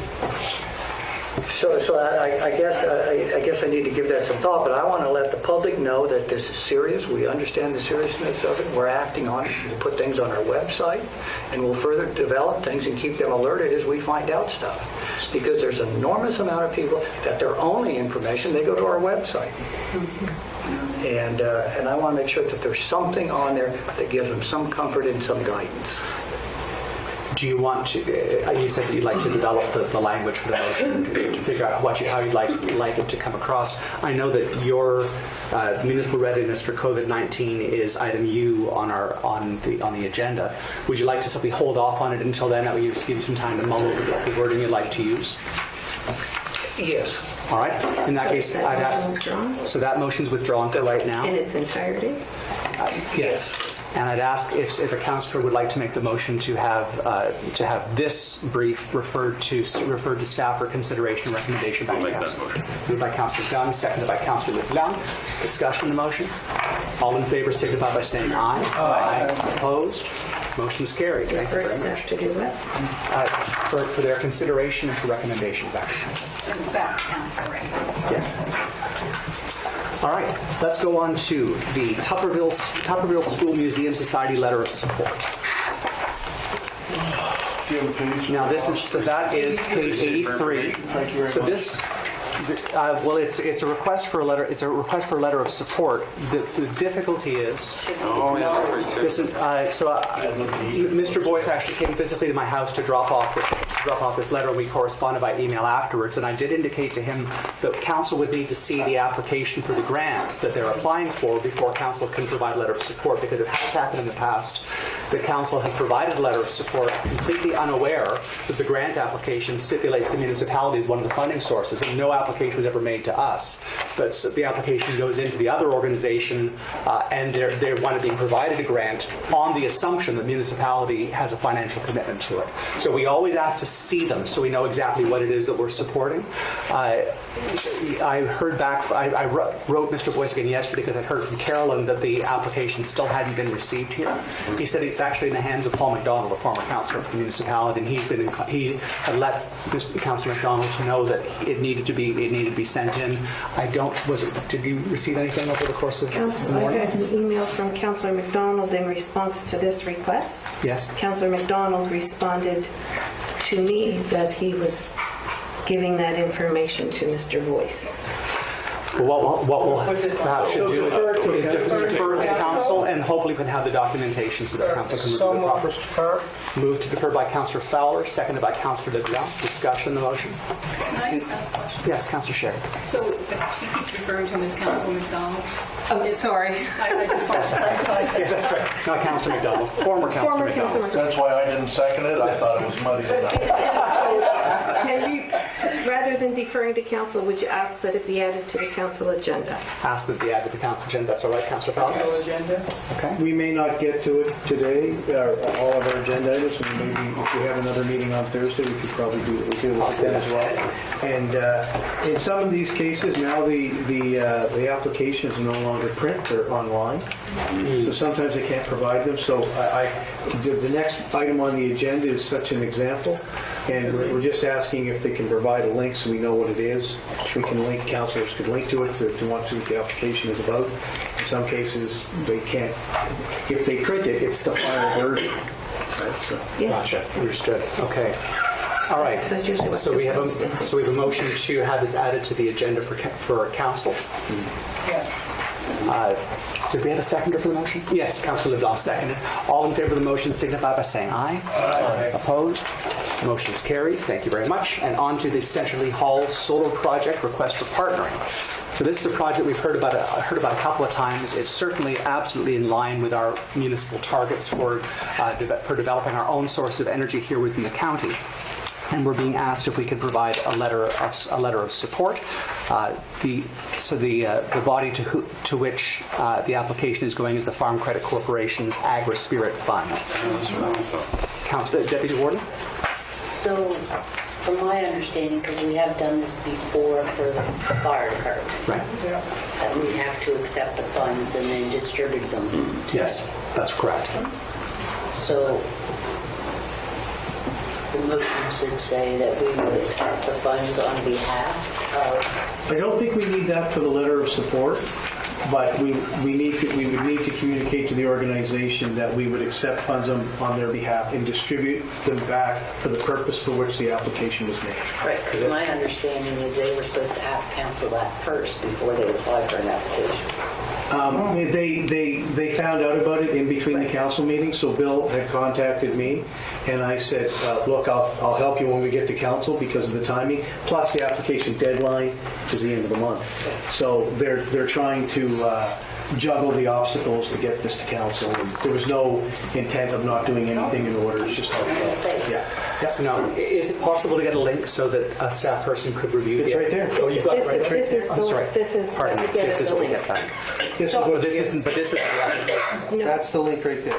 Right. You know, that link takes you to the documents that I've circulated. Don't forget what I just said. On page 87, it says, what is the role of a municipal partner?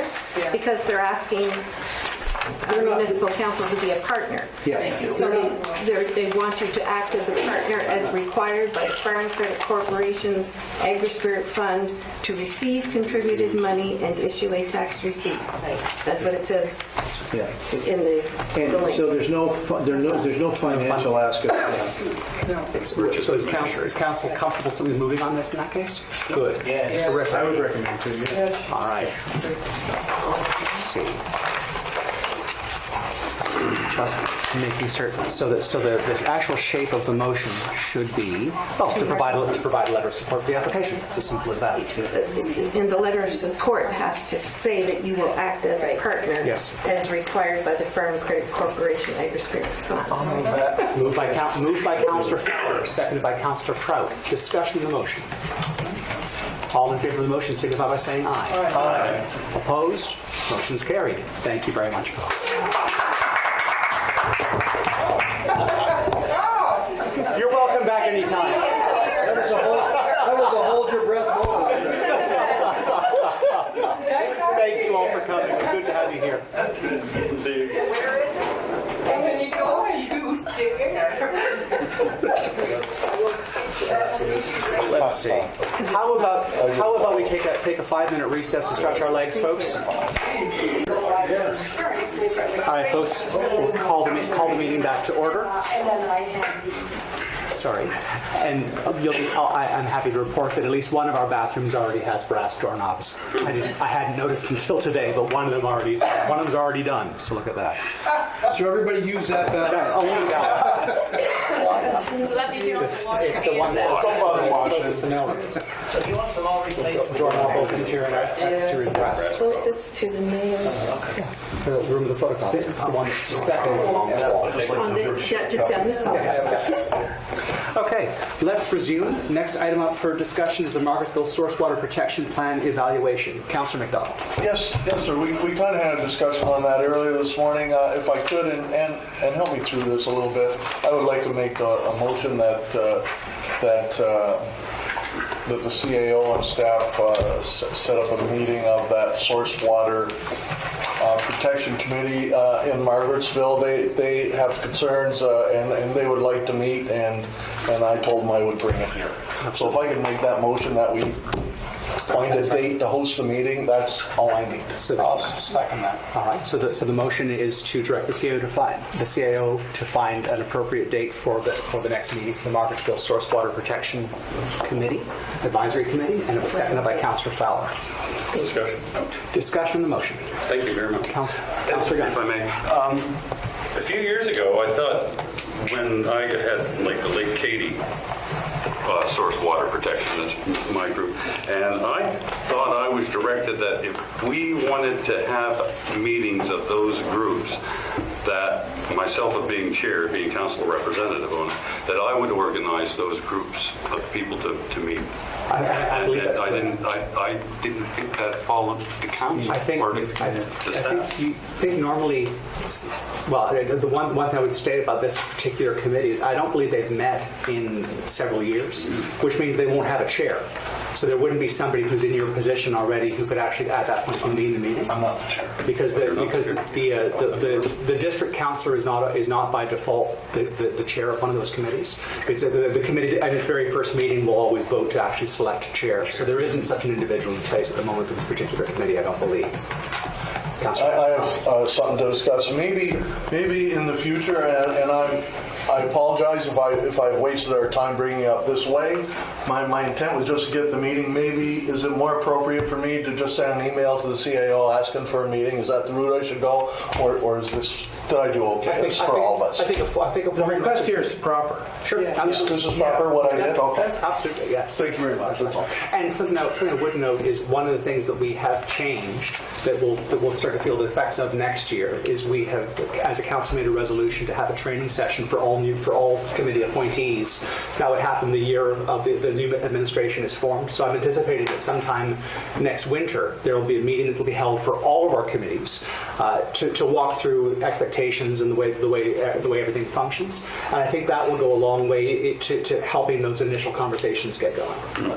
And understand, I might forget though. Of course, that's right. We'll have a review. We'll have a review. All right, it's been moved and seconded. All in favor of the motion signify by saying aye. Aye. Opposed? Motion is carried. Thank you very much. Next, the Annapolis County Ground Search and Rescue. So they're requesting an increase of funding from $3,000 to $6,000 annually. Deputy Warden. I will move that this goes to budget deliberations. Refer to budget deliberations. Refer to budget deliberations. Seconded by Councillor Fowler. Discussion on the motion. I'm sorry, Councillor Sharon. So when it gets deferred, what happens at that time? They do fit it in automatically in the budget, or is this something that's just considered in the budget? It's one of the, because it's an increased funding request, and we're going to be having lots of them to juggle over the course of our budgetary deliberations. We try to bring them all to that same meeting so that we can evaluate them right there. I certainly feel this one is particularly worthy, and the request is still quite a modest request. So, but I think having it referred to budgetary deliberations keeps things tidier, and it means that everybody is being dealt with at a level playing field as well. So we will present a budgets that will have a lot of requests in, and right now the requests that are coming in, aside to our regular business, is absolutely putting pressure on our tax rate. And so just today alone, it's almost $60,000 just in the requests that are above our typical operations. And I know when the Foundation from Soldiers were here, they asked for requests for $25,000 as well. And they were asking if I heard anything, and this is why I'm bringing this up. Yeah, I was just right. wondering how that worked, so I can... We definitely will make a note. It's being recorded because it's being referred for that purpose. And then when we get in our budget deliberations, we'll look at adding those and then determining if we have enough money. I'm going to say our budget's tight. So these additional requests will be pressure, but they may be worthwhile to make a decision on, right? And that's a decision for council. We're going to give you the information, and you tell us what you want from that. And there had been a resolution that council passed a number of weeks ago to have the CAO approach Ground Search and Rescue to discuss whatever help they needed to get through some of their current crises. Has that conversation been held, John? Yeah, there was a little bit of confusion. I think they were frustrated. They hadn't received any responses on their request, and an email went out in frustration. He later said he was frustrated with the process. When he first approached us, we actually put his request on the agenda that day, and council voted to give me authority to a certain amount. Yes. If he needed money, he could get it. So I communicated that to him, and that's still available to him. But I think they're more interested in core process. I don't think we can say every year from now you've got this budget, but we can create an amount within our grant program that we typically won't change, but they have to apply every year, right? We just can't say we're doing it permanently. Councillor Sheridan? I just want to make a correction. I said 25,000 for the foundation, but I think it was a 50,000 over a I think you're right, yeah. 1 to 3 year Yeah. period. So I just wanted to correct. Thank you. And they're all worthy requests. You saw them all, right? But society, unfortunately, your expenses go up, right? And sometimes we have to respond to that. In all the time that I've been sitting at this table, I can remember maybe 3 requests that came into council that I would have said weren't worthy of council's consideration. Almost everything that comes before us is a worthy thing, is a worthy cause, which it makes our job of deciding what we support and figuring out how far we can stretch our resources. It's a juggling act because they're all worthwhile things. It's going to take some time to sit down and go over these things in It will. order to know. Yeah, the budget meetings are always fun. That's right. Okay, so next we have, question on the motion. All in favor of the motion signify by saying aye. Aye. Opposed? Motion's carried. Thank you. Next we have the request for a decision on the Fundy Folk Association, the Evergreen Theatre, and they're requesting a grant in the amount of $2,400 from the Community Halls and Centers Assistance Program. Anyone like to speak to this? There's a recommendation. Would you like to make a motion? I would like to make that motion. Please do. Is there a motion written? Yeah, there is. I move that council approve a grant. I just have to, okay, if you want me to read it, I move the council approve a grant in the amount of $2,400 from the Community Halls and Centers Assistance Program to Fundy Folk Association, Evergreen Theatre, in accordance with AM-1.4.9 Community Grants Policy. Seconded by the Deputy Warden. Discussion on the motion. Karen. Can I just ask that included in the motion, it says from the 2019-20 Community Halls and Centers Program, and adds after Evergreen Theatre to assist with costs associated with upgrades and repairs to the theatre. Amendments all right with you? Yes. And Deputy Warden, you have no trouble with the amendments as well? All right. Okay. All right. Further discussion? All in favor of the motion signify by saying aye. Aye. Opposed? Motion is carried. Thank you very much. Next, the Milford and Area Community Association grant application. I move that council approve a grant in the amount of $1,200 from the Community Halls and Centers Assistance Program to the Milford and Area Community Association in accordance with AM-1.4.9 Community Grants Policy.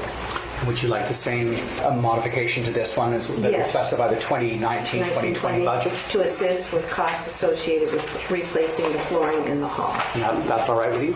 Okay. Did we have a seconded by Councillor Gunn? Discussion of the motion. All in favor of the motion signify by saying aye. Aye. Opposed? Motion is carried. Thank you very much. And next, the Bridgetown Area Chamber of Commerce grant application. I move that council approve a grant in the amount of $5,000 from the Marketing and Promotion Partnership Program to the Bridgetown and Area Chamber of Commerce in accordance with AM-1.4.9 Community Grants Policy. Seconder for the motion. And adding 2019-20 and to assist with costs associated with the Bridgetown Walking Trails Project, promotional community brochure, and signage. Seconded by Councillor McNeil. Discussion on the motion. Councillor Gunn? Well, thank you. So this goes in with our little park we're developing up in the parking lot next to it. No, I don't believe it's that. Deborah, maybe you can throw the light on folks? This is totally different. This is actually a promotional brochure that will feature Bridgetown and area. It's owned by the chamber. And then in addition, they want signage on the corner there by the former Scotia Bank and also to the town at their interpretive area as well. And then they're going to install some benches throughout the community. And then part of this, they want to designate and upgrade what they call the promotion of the Cypress Walk, and they want to add 2 other walks so that families can actually enjoy walking around the community, and so there'll be 3 walks in addition to that. So it's kind of an ambitious project, but they're really keen to do it. All right, further discussion? Councilor Sherry. So they're requesting $5,000? Okay, so normally do we do the 5,000? Because usually the community halls have a limit. They have a limit of 24 if they're large enough. So It's from Marketing and Promotional Partnership Program. It's not from community halls. But doesn't something come out of the same funding pot? There's different programs in the funding pot. Okay, so the different program With in the same different pot rules. of money. That's right. All right. Deputy Warden? No, Councilor Hammond. Could you read the motion again? Can I read it with the additions in it? Sure. To recommend that municipal council approve a grant in the amount of $5,000 from the 2019-20 Marketing and Promotional Partnership Program to the Bridgetown and Area Chamber of Commerce to assist with costs associated with the Bridgetown Walking Trails Project promotional community brochure and signage in accordance with AM 1.4.9 Community Grants Policy. Thank you. All right. So it's already been moved and seconded already. Further discussion? Councilor McCullough. I just think it's great. We got some of these, right, that's still in the budget and rather than add to next year's budget, which may be pressure. Pressure. So I'm glad there's funds there. That's all. All right. All in favor of the motion, signify by saying aye. Aye. Opposed? Motion's carried. Thank you very much. Next, branch 112 Lawrencetown application. I move that council approve a grant in the amount of $2,400 from the Community Health and Centers Assistance Program to the Royal Canadian Legion Grants 112 Lawrencetown in accordance with AM-1.4.9 Community Grants Policy. Seconded by Councilor Fowler. Also from 2019-20 and to assist with costs associated with the installation of heat pumps for the hall. All right. So it's been moved and seconded. Question. Thank you. It's about the Legions. One more time, and do we fund Legions? Yes. If I may. Please continue. I understand that some Legions are community halls, and we fund perhaps that part. But do we fund Legions as a whole, just a Legion? I don't believe so. There's nothing preventing us. They could be doing an activity that would qualify. And I think there's. Councilor Morrison has raised this at least twice before, and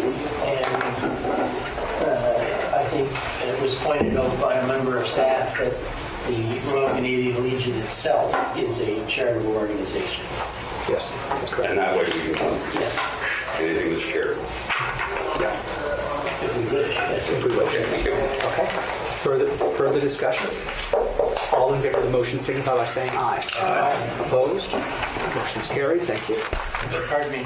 Yes, I Councilor have an Morrison. interest in this next item. So I'll give you a moment to leave that. Thank you. What is the interest, please? Oh, could you, Councilor Morrison, could you state the interest? Could you state the interest? Could you state what the interest is? we've gone through this before. You see, I always said you had the same interest. Oh, do it. Jeff? I can tell you. Yeah. My wife is the person who guides this organization. Okay. Thank you very much.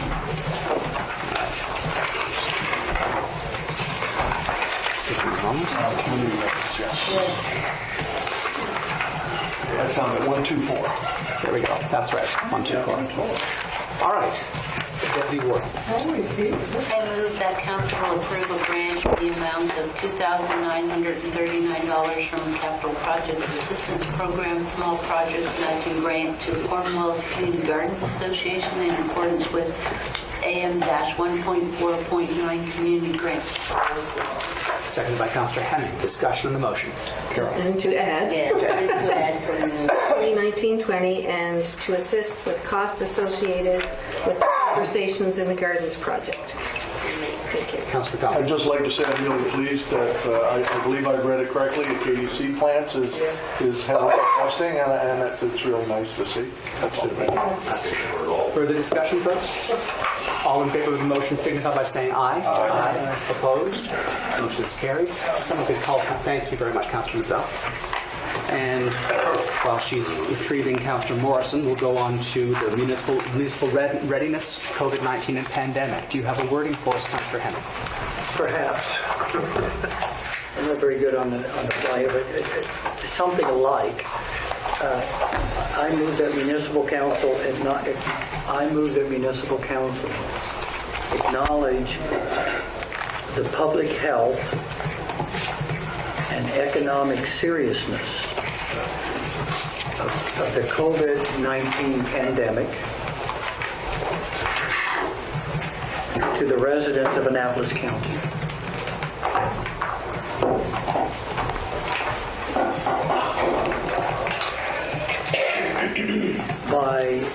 By listing messages and alerts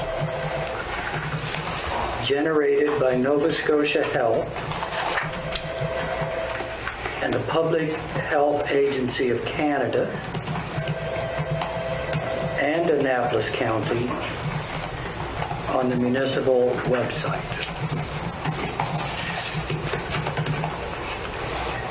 And what I've intended to do is just limit it to COVID-19 pandemic at this moment to get that. Certainly. All right. Seconded by Councillor Fowler. Discussion of the motion. I'd like to add an amendment. Yes. At the end, saying, and other forms of media utilized by the county. I will take in Facebook, and if I don't know if we have stuff. Discussion. Councillor John. I gave this topic some thought at home as well over the last week or so. And I wasn't sure how to bring it up here, but here it is. I don't know how we can be leaders in this, but I think a letter to Nova Scotia Health saying maybe the municipality, the county of Annapolis will support with your guidance, right? Something along that line. I don't know. What do you think? I see Don's hands up. Don. I just wanted to say I had a chance to discuss this briefly with Brian when we were on the break. At the moment, the federal government apparently is being rather strict on being the official provider of information, and they've chosen provincial emergency management organizations to be the general venue for issuing information to the province at large. And we've been replicating what's come out from Nova Scotia EMO on our Facebook, and Brian's going to look after getting it on our website as well. It's all in place. It seems to be all being channeled through EMO, and it seems like we're covering off everything by following that official route that's been recommended by the federal government. Terrific. Thank you. Councillor McNeil. And I think also Dr. Strange, when he was on CTV the other night, said all releases will be coming through him. Right. Yes, through him. So. If I could, I think that's information that we just discussed and what Don had that needs to go on the website. So you can let them know that EMO is working on this.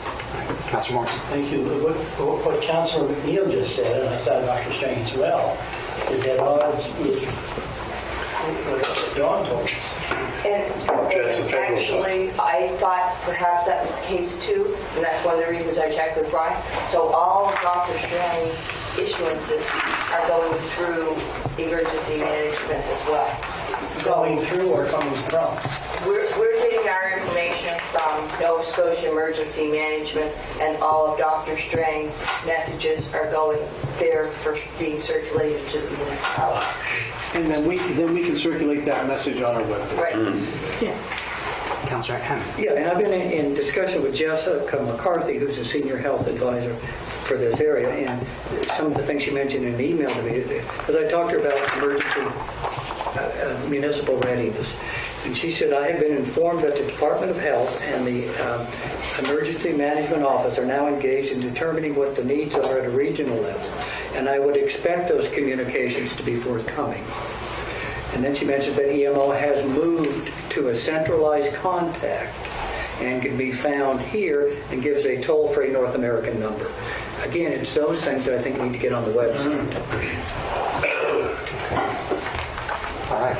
Further discussion, folks? All in favor of the motion signify by saying aye. Aye. Opposed? Motion's carried. Thank you very much. All right, let's go on now to departmental reports. So our first report is on page 131. And you'll remember that the other reports from last month were pushed to this month, so you had All right, but also.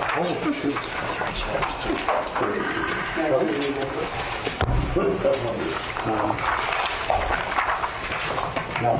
Okay. All right. Fair enough. All right. Could I have someone move to receive the report? Moved by Councillor Gunn, seconded by Councillor LeBlanc. Any questions or observations about the report? Deputy Warden. In number 2,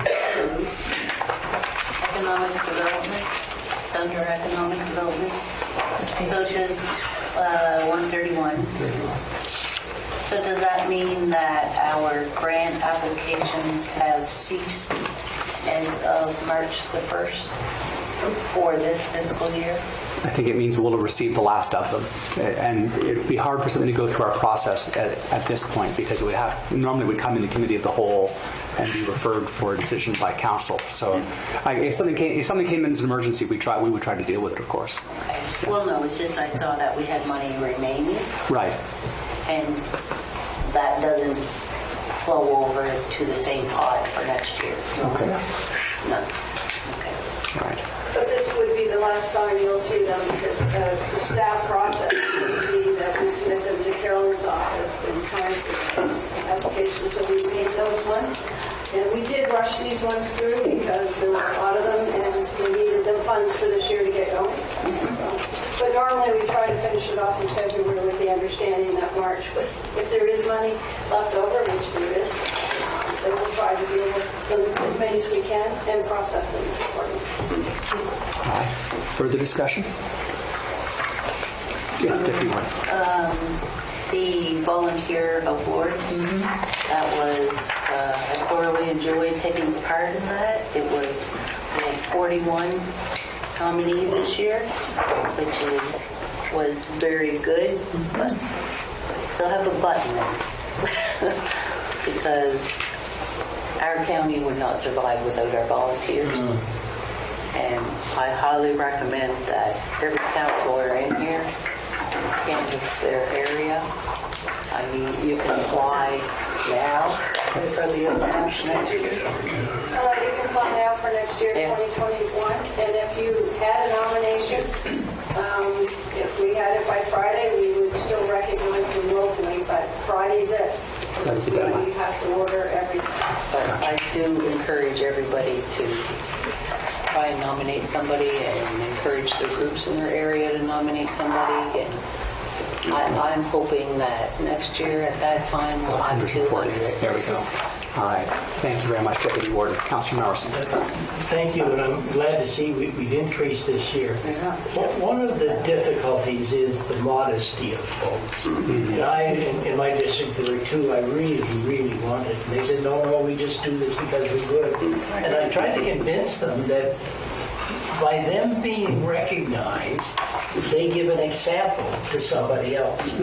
Still, we'll try again next year. All right. Okay. Further discussion?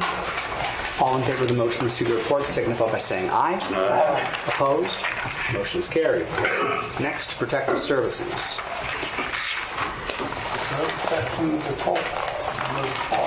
Moved by Councillor Fowler to receive the report, seconded by Councillor Hemming.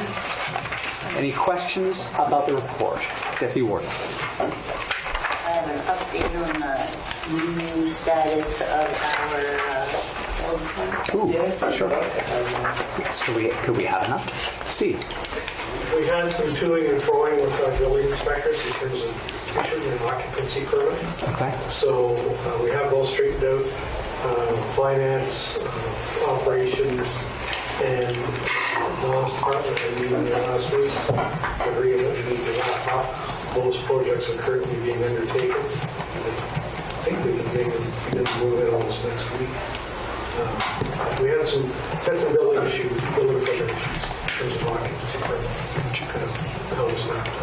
Okay, so when do we anticipate occupancy now? We expect to start to move in next week. Excellent. All right. Other questions? Wonderful. Hearing none, all in favor of the motion to receive the report signify by saying aye. Aye. Opposed? Motion is carried. We might actually get through this today, folks. Look at that. Sorry. Somebody give me salt or something. I don't know. All right. Municipal Services February monthly report. A motion to receive the report, please. Moved by the Deputy Warden, seconded by Councillor Sheridan. Any questions about the report? Yes, Councillor LeBlanc. We're on page 139. We're on page 141. I'd like to go back to page 139. Did I do that? Oh, that's the previous report? Obviously, I missed this. Tell you what, let's wrap this report up, and we can come back to it when there's not a motion on the floor. Perfect. All right. Any questions on this report? The services report? None. All in favor of the motion signify by saying aye. Aye. Opposed? Motion's carried. And Councillor LeBlanc, you want to go back to the previous report? Let's do that. On 139, I forgot to ask.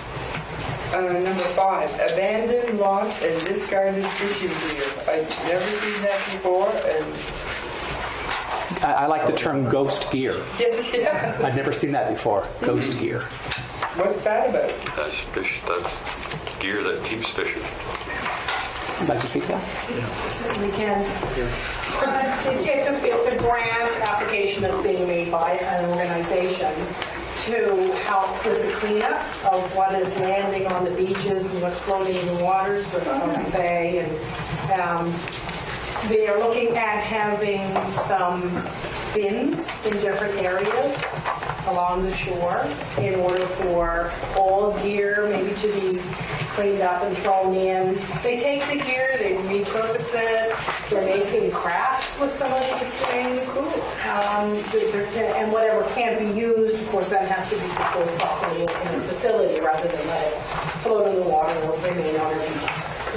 And if they get the grant that they're applying for, then I'll have more information from my Perfect. Thank you very much, Cheryl. Thank you.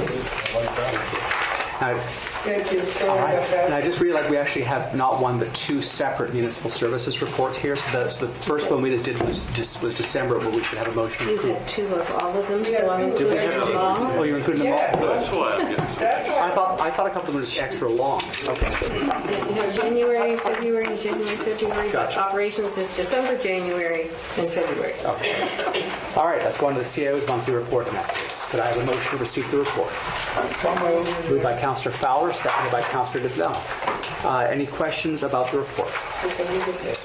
That's on page 150, folks.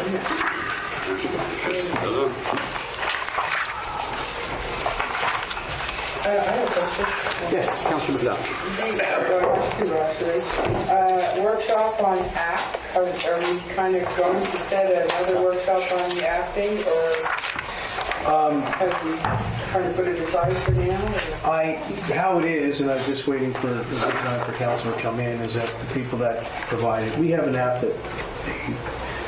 that our IT have been working on.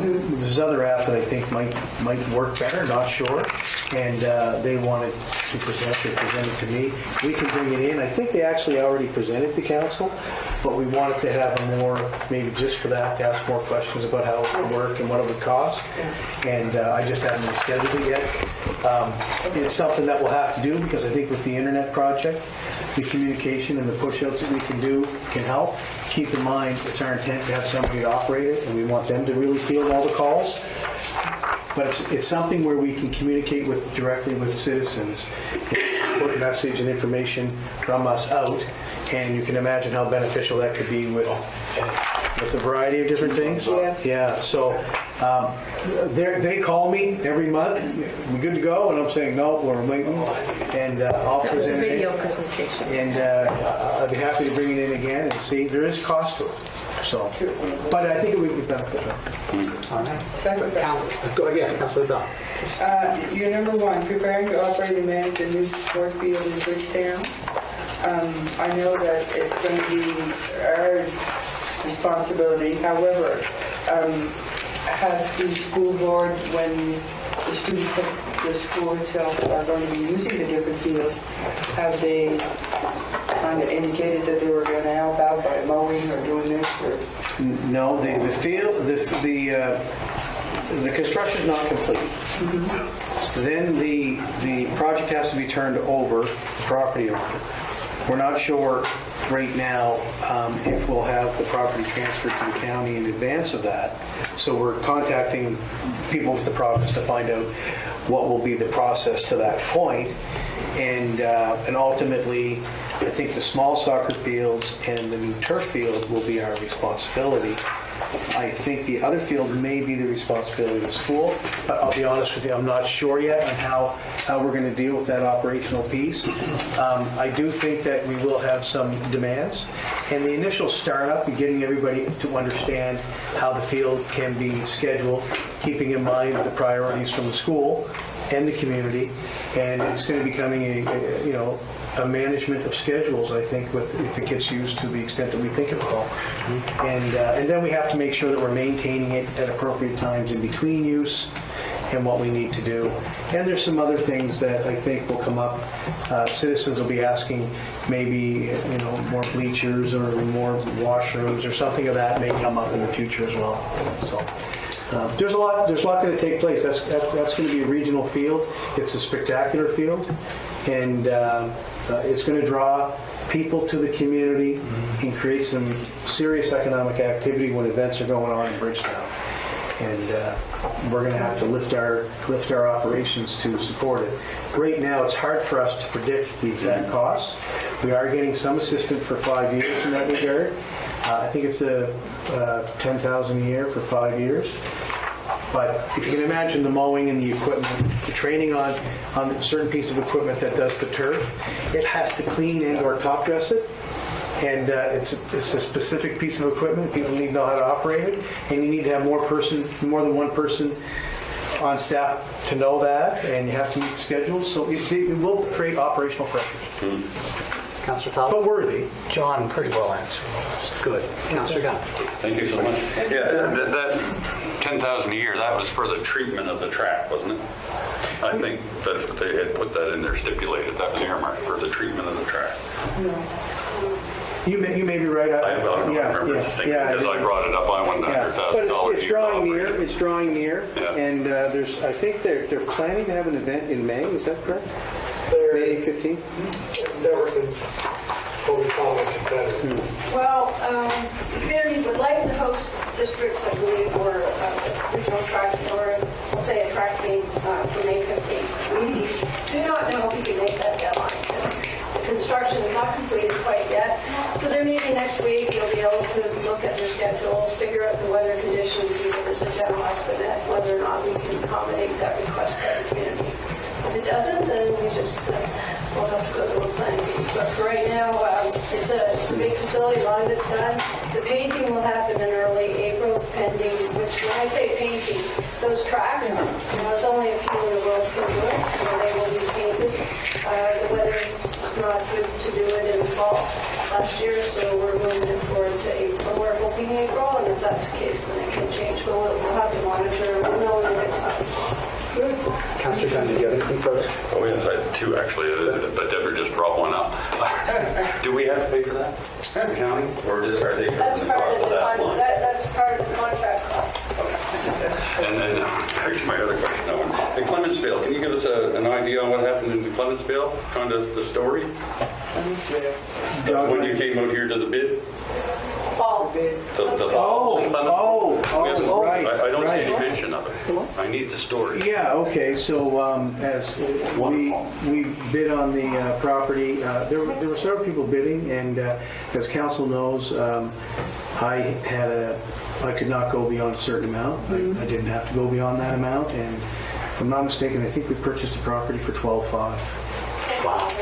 Well done. Or 10.5, sorry, 10.5. Even better. And he did get it. People clapped in the entire room. So that's great. There were some people disappointed because I think they would try to, you can understand that, but at the end of the day, this is for everybody now. It's going to be public. I think it's just wonderful. And then the fact that you got it for $10,000 and $10,500, and we had said, what, we'd go to 50? Or we said we'd go to a certain amount. So there's probably a little money left over. Will some of that money at some point be able to go and clean that property up a little bit? Security, could we have security? No more comments. Just all that. Is that all, Councillor Gunn? Councillor McNeil. I think, John, also, I must clarify something right off the get-go right now, that there were 4 people bidding on that property, and that the county clearly said why we were bidding on it. We did. We stood Not up. that we were taking it from some poor kid that wanted to build a house there, as is on a certain site. Okay. People have not quite put all the information on that site as to why we were involved in it and how many bidders there were. We responded to a community request to have it protected for all of Annapolis County. That's the reason why we did it. All right, anything further? Not, in that case, all in favor of the motion to receive the report, signify by saying aye. Aye. Opposed? Motion is carried. Thank you very much. Next up is the warden's report, which is on page 158 of your package. Could I have a motion to receive that report? Moved by the Deputy Warden and seconded by Councillor Sheridan. Any questions on the report? Councillor Henry. Thank you for this report. I keep thinking, if we read any report in this packet, it's this one. I mean, there's unbelievably good information on it. 2 observations. One, it's 1, 2, the 4th paragraph, that St. Francis is the only climate change research department in Canada granting degrees. I don't think that's accurate. Oh, okay. Because now, as of last year, the climate lab in Prince Edward Island was given a grant of $20 million. Oh my. To develop a state-of-the-art accreditation program in climate change that I've been asked to consult with on what the academic part might look like, the social piece. So I expect great things with them. They have some drone surveillance equipment now available to start mapping and charting them. So that I think that piece is important. And the other thing is this Dr. Beltrami. That's right. On the very last point, that he's inviting municipalities can access the Social Science and Humanities Research Council money. And we've had discussions about doing that with Karen Foster at Dalhousie University. And I talked to her a little while ago to remind me what that was about, and that's climate change. There is some material coming out on surveying people in Nova Scotia on how they're reacting to climate change, what they think the needs are, the database piece. I think that would be important. It's not till later in the fall, maybe September, October, so that may not be available immediately. With all that said, I think I'd like to propose that we move ahead with another climate summit as soon as possible. Because we've been waiting on the final report from the first one, and that's been issued. And I think that's in everybody's SharePoint, I would think, at this point. I think it just was finished off this week. That's right. Yeah, it just came out this week, and I thought it was... Receive it for the record? It's not been presented to council yet. Right. But partly because it has to go to the committee first, and it would come back from the committee to council. But it's on our website. It's on our website? Oh, that's good. Yeah. It's on our website, but we don't have it. Okay. It's about a 38-page report. I think it's very concise. I think the person who prepared it really nailed it in terms of paying attention to what was... So I'm going to raise this at council next week, that we move forward with this. And I think the way we have to move forward is I would assume, strike another committee. That's what we did the first time, to help plan this and figure out where it's going to go. We still have it. Sorry? Yes, the committee is still... we didn't disband that. Okay, that's right. Well, maybe it goes back to that committee to plan, a Climate Change Action Summit 2.0 or whatever we call it. And so my thought is, if you had a chance to read the summary, that was the last one, there's some very specific things in there, actionable items that they thought that the county ought to take, so we might look at those in preparation for putting together a strategy for another climate summit this year. So are you making a recommendation to go to council? I think what we should do. If we had it available in time, I would have liked to have had it in our package. Not that our package needed to be 38 pages deeper today, but I think that I want the committee to have an opportunity to review it and submit it to council before we take that next step. That the committee would. Yeah, I think the committee should review it first. And I'm sorry, who's on that committee? I am. Councillor Morrison is. I believe Councillor Gunn is, and I believe Councillor Sheridan is. I think And was it you? Oh, sorry, my apologies. You are on the committee, yes, Councillor. Yes, that's right. It's Councillor McDonald. That's right, lots of committees. And I'm on that committee too. Yes, you are. Oh yeah, good for you. Okay. All right. So there's no motion for that. I would just point your attention to a couple things I think were very interesting. One, that last bullet point about SHIRK funding being available. I don't know why I forgot. Sometimes you go to these meetings in order to remember the things that you've forgotten you already knew. I had a SHIRK at one point, and I've done work for other professors under SHIRKs, and I'd completely forgotten that they were things that municipalities could potentially have access to as a funding request, and there's no requirement for matching dollars. So that means as we're moving forward and looking at certain topics that require research done, we should consider this avenue as our first option each time, because it's the way the SHIRK fund is a very significant fund. They process hundreds of applications every year. Universities generally have lots of grad students who are eager to participate in a project in order to work under a SHIRK. It looks good in your resume, and of course it's money that keeps them fed while they're doing it as well. So it's a really good avenue, and I'm glad I've been reminded of it because I think we should take advantage of that in the future. The other two items in particular, second bullet. The HRM is developing a software package to make it simpler for municipalities to do the process of monitoring their own greenhouse gas emissions. Because the most laborious part of this process, like if we do the PCP initiative, for example, the Partners for Climate Protection, there's a lot of data entry, and that's the biggest part of staff time that really consumes a lot of staff time. What they've done is they've developed an application that lets you simply scan your power bill for each building, and then the correct data is pulled from those power bills and populates the data sets. So it goes from being quite a time-consuming process to being a very, very fast, straightforward process. It's not quite done yet, but I've got the card for the Halifax employee who was involved in the development of the app, and he thinks they will be providing it to other municipalities free of charge. So if we were able, I think that would be a particularly useful little tool for us to have in our tool belt for if we are going to consider doing that kind of work. And similarly, the fourth bullet, the town of Mahone Bay, they did a resident survey in order to get information about the actual energy usage of their residents, and it's already done, and they're willing to share it. And I thought, I don't know that we'll ever do that in future, but I'm a big fan of not reinventing the wheel when we don't have to. So when that's available, I think we should try to request a copy from them, just again to keep it in our toolbox against the possibility of future use. Councillor Henning. Yeah, and if I could add that just a second to that, or at least to the second point on that. You know, I got information on net metering, the net metering summary for Nova Scotia Power, and Napa County is doing very well. I think we're about third in line. We now generate 463,000 kilowatts through solar power in Annapolis County, which I think is about third in line with some of in third place there. And I look at this as good data, along with the data that you mentioned in the second bullet point. If we're going to figure out whether we're going to meet our economic one of our economic development targets, which is 80% energy production and distribution by 2050, this is the sort of baseline data that we need, and it's available now. It's just a matter of trying to combine that and then figure out what the use is. And so we'll be able to chart how well we're doing with that target with data that's supplied to us. We just have to assemble it. Perfect. All right. Anything further? Just a short thing?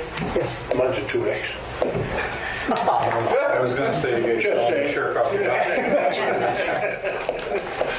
I can see where this conversation could go, and I will kill it now. All right. All in favor of the motion to receive the report signify by saying aye. Aye. Opposed? Motion's carried. Thank you very much. Next, we have the King's Transit General Manager's Report. Moved to receive by the Deputy Warden, seconded by Councillor Fowler. Obviously, there's not a lot of questions we can put to the report because we don't have someone here to answer them, but any observations or comments? It's submitted by Councilor Lalonde. Councillor Dean. Just wanting to tell you that bus number 62, they had it on the route as he was talking about, going from the same year, 2 billion, I don't know how many miles on that. To 650,000. And they had it on the route in Cotw area, or Canada, Woodville, or wherever. And they were told, the citizens that were on the bus, it was like, they're loving it. And they were told they weren't going to be keeping it, and they were saying how comfortable it is compared to all the other buses. So it's gray, blue, and yellow. Yeah, blue, yellow. I saw it down one town yesterday. Exactly, and I guess it's very comfortable. It seems to be working great, so that is certainly a plus for our bus. I know he discussed with Steve the different areas to put the buses in for protection. We seem to have had a few mirrors broken off in the past and stuff like that where the buses sit at night. So that's the concern about the buses there. Other than that, we talked about, we was here this morning talking about the increase in the cost of dividing it better. So if you look on your page 170 or 173, oh yes, there's another. We've got 6 more items to go. I'm just getting nervous. Did you say something? 170. And it's the sales and services. What line? 4125.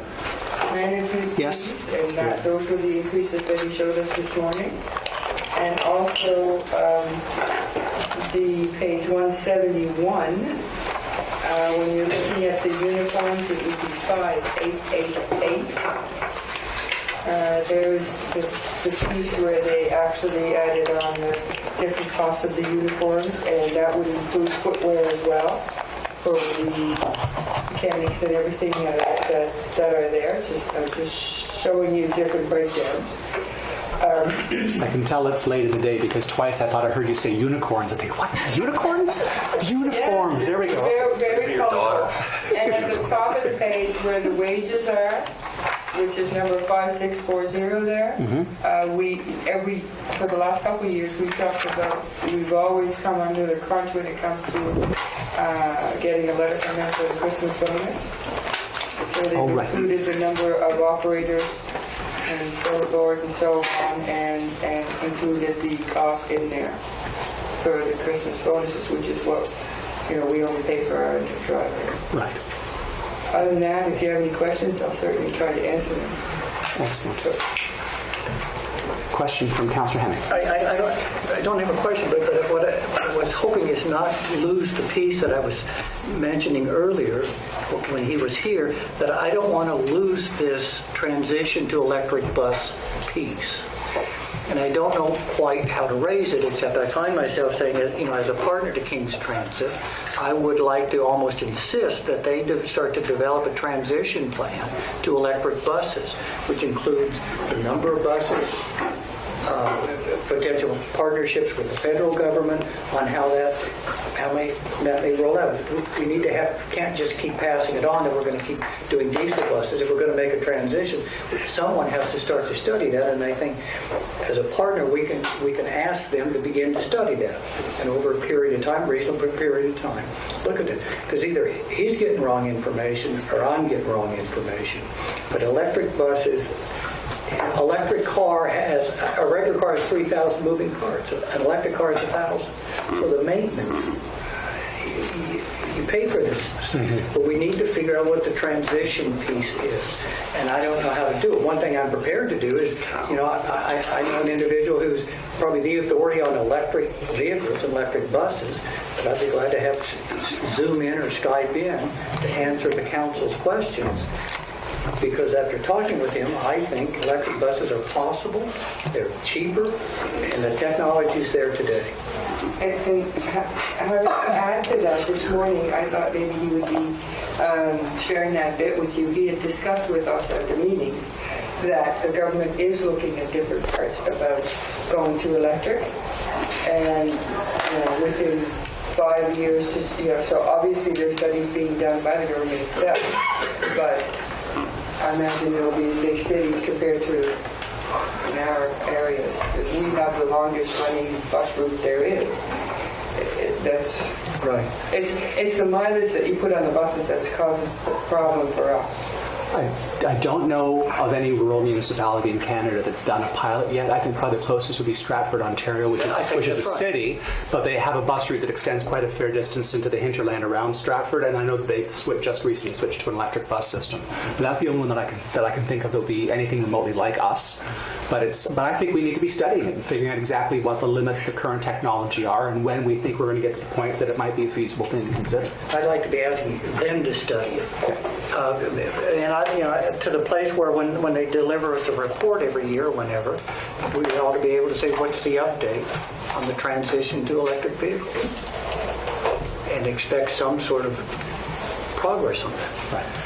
But I mean, if it's the worship council, I can certainly set up someone to conference call in to answer questions on that. That I think would be a very interesting thing. I'd suggest perhaps we could do that after budget's done. That would be great. Anytime it's just a phone call or a Zoom in, because I'm convinced that that's the direction we need to go if we're going to save money. Okay. Councillor Sheridan, did I already get you? No, in regards to this morning in his presentation, he mentioned something about HRM, and then they had to stop doing it. I can't remember what he said, why they stopped. He said that HRM was looking at a possible conversion of their fleet, and that they stopped. It could easily have been financial considerations. Just like us, they juggle a big budget, and it's a big ticket item. It does mean an increase in your upfront costs for your fleet. It means reduced operational costs, but that upfront can be a hefty mouthful. And I think a lot of municipalities will really, even municipalities where the business case makes sense because you have a condensed population. I think a lot of places will still really struggle with the decision, and it'll take time before it becomes mainstream. But it's definitely the federal government providing a fund to start to convert school fleets. Well, that's much more like what we do in some ways in terms of the sorts of distances that school buses have to cover, which gives me some confidence that probably technology is getting to that point that it's feasible. But he didn't say why Halifax. No, he didn't have a reason for it. I can always ask a couple of Halifax councillors the next time I talk to them. I'm curious now. Yeah, I'm curious. Okay. Bert, yes. A couple of things here. I mean, yes, the technology's there, but I think also something you have to look at too is there's got to be somebody that's going to be able to look after that technology. There's got to be something that needs to be done to those buses. It's not that electric bus is just going to go on and on forever. Somebody's got to be able to go into that thing and say, I know the battery pack from my wife's last car was $2,400 for her hybrid, but anyway, the technology is going to be there that's going to have to be looked at, right? Secondly, no offense to my learned friend here, but are we only going to get one version of what the electric bus is going to be like? Or are we going to get two? There'll be multiple. No offense, but like you said yourself, he had one version, you have another version. Yeah, you're right. There'll be lots of different technologies being developed in parallel, and some of them, depending on when they started in development, will be further ahead than others for sure. The one nice thing, because again you have so many fewer moving parts, and because of the basic similarities of most electric motors, certain things I think will be fairly logical for mechanics to start to work on. As well, engines can vary enormously, but electric motors have some basic similarities right across the board. Councillor Fowler. Well, electric buses I think would be great, but I think they're going to have a lot of new problems. Oh, yes. You know what I mean? It's going to take a couple of years before they get things right, and if you buy one too early, it might be. Yeah. Yes, if you're too far ahead of the pack, sometimes you wind up with one of those initial lemons that becomes somebody else's learning. Yeah. We don't want to be an object lesson for others. Anything further in this report? Thank you very much, Councillor McGlaughlin. I appreciate that. I didn't mean any disrespect when I said we have no one to speak, but I was just thinking that the manager from King's Transit was no longer here. Okay. Well, the other thing with that too is our letter. What? Our letter for that bus continuing up to He had received it, and basically, the bus driver had taken it upon himself to do it. What? Basically, the bus driver had taken upon himself to go down there and do the turn down there and go back up, but they were supposed to stop in Mountain Lodge. But the bus driver went down and we picked them up and continued. So the issue of Saturdays, it just occurred because the bus driver obviously didn't think it was a new bus driver. I have no idea. But he said his answer was they weren't supposed to be going in at 8. They were supposed to turn at Mountain Lodge. But we've requested they do go further. But the letter it's not been on the agenda. It was Okay, not all right. set for So the it's agenda. still to be discussed This is by the board. something that I spoke to. Yeah. Okay, all right. Thank you for remembering that, Councilor Medina. All right, could we have so the motion's already been made to receive the report and seconded. Any further discussion? All in favor of the motion signify by saying aye. Aye. Opposed? Motion's carried. Thank you very much. Next, on our additions, we have waste schedule. We have 6 additions. 6 additions. I only have 3 of them, because I. So Councillor Fowler had a notice of motion. Yes, and so I think I'll go through the additions, then we'll go back and finish off our in-camera session.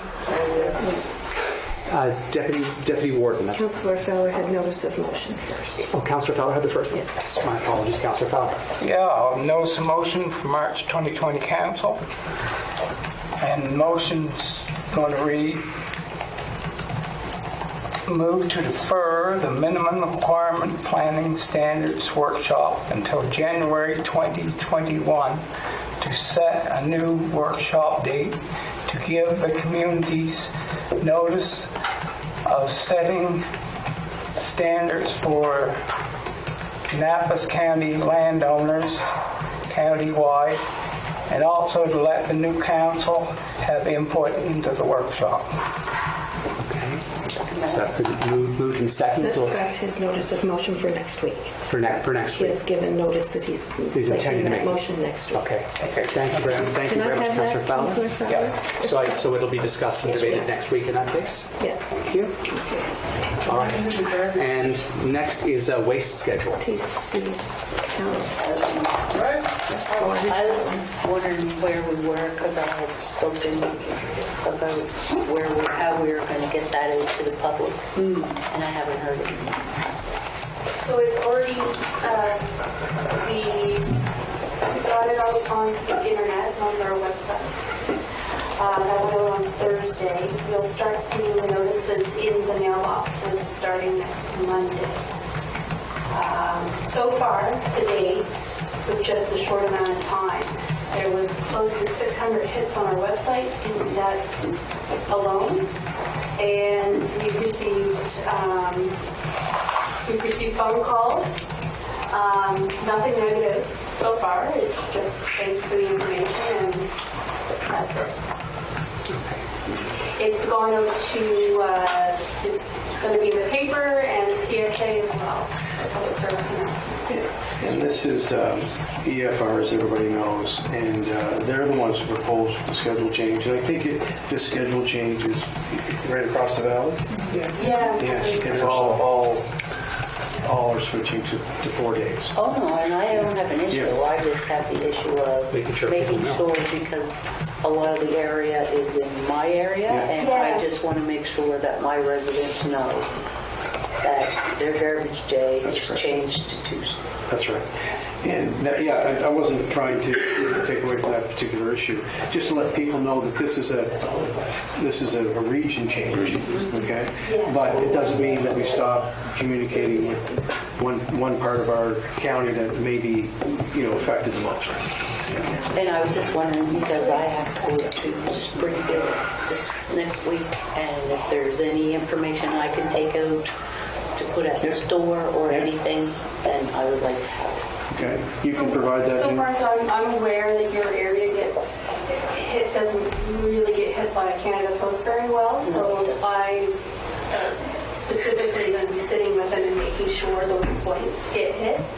And last time I made sure that information was sent to the store out in Springfield. Yeah, they've done it once. But I am working on a flyer specifically for those, not trouble areas, but the ones that are going to experience a little bit different boundary change than the rest of the county is experiencing. So it'll be directed, it'll be a picture directed at those particular areas. Not so much for Highway 10, because it's kind of, you see it on the map quite easily that there's a boundary change there. Right, but the problem with Highway 10 is most of the garbage collection is coming from cottage owners in Spring. Yeah, So- and we'll have a posting on the metal bins and stuff like that. I'm forward thinking on that as well. Thank you. Councillor Morrison. Could we have a few of the new schedules, the brochure in our boxes, please? For each councillor? Yeah, they're being printed this week. That'd be terrific. Thank you, Janice. Okay. Councillor McNally. Well, I would like to have a lot out because the last one that went out didn't go to half of the people in my district. Okay. So I don't know, I can't even explain to you why they didn't go. All I know is I received several calls about certain things and was told that they did not receive the new calendar or brochure. So it's not been mailed yet, has it? And I think that's due to that Kingston are good all, and thank you for noting that because I will make sure that it's. Yes, because recently parts of District 1 went from, we used to be R2 Kingston over where Diane's area, I think was R6 Kingston. I don't know if that's still the case. But myself, a lot of us have post office boxes in Kingston and post office. And so it's always helpful to have a few because you'll get a call. Oh. Why does that go in on? Yes, and Middleton as well, because I received a call from somebody in Nick that said they needed it, and their bosses in Middleton, and said, oh, you're out of luck. Anyway, but that's a good idea to put them right in the post and stuff. So All right. So is that for that topic? Okay. What's our next one? TCTS. Okay. Deputy Ward. I would make the motion to forward that to our budget deliberations. Seconded by Councillor Fowler. Discussion of the motion. All in favor signify by saying aye. Aye. Opposed? Motion's carried. Thank you. And next. St. Mary's Bay. Oh yes, the St. Mary's Bay. Your request is... Their request is for council to make a motion that Annapolis Municipal Council unequivocally declares its opposition to the expansion of open net fin fish farms in St. Mary's Bay, and that the rationale for same be communicated as soon as possible to the federal and provincial ministers of fisheries and aquaculture, as well as to local MLAs. So that would be the recommended motion. Councillor Hemming? You'd like to? So it's been moved by Councillor Hemming, seconded by Councillor Prout. Discussion of the motion. Councillor McDonald. I'd like to hear somebody from the other side of that discussion. I remember on the forestry committee, when we interviewed 8 different groups or individuals, we had from both sides, right? So we had accurate information. I don't know anything about fish farming, and I've certainly heard one side or one group of one side. I would like to hear from the other side before I started beating a drum. Okay, Councillor Morrison. Yes, I cannot support this motion at this time because I don't feel I have enough information and I don't feel I have balanced information. Okay, Councillor Gunn. I agree as well. Councillor Sheridan and Councillor Roberts. I'm seeing a lot of nodding heads around the table that people feel they'd like to have more information before making a decision on this. Would you like to invite somebody from one of the aquaculture groups to come in and speak to council? Yeah, I think it's important enough that we don't wait for somebody. I would like to invite somebody.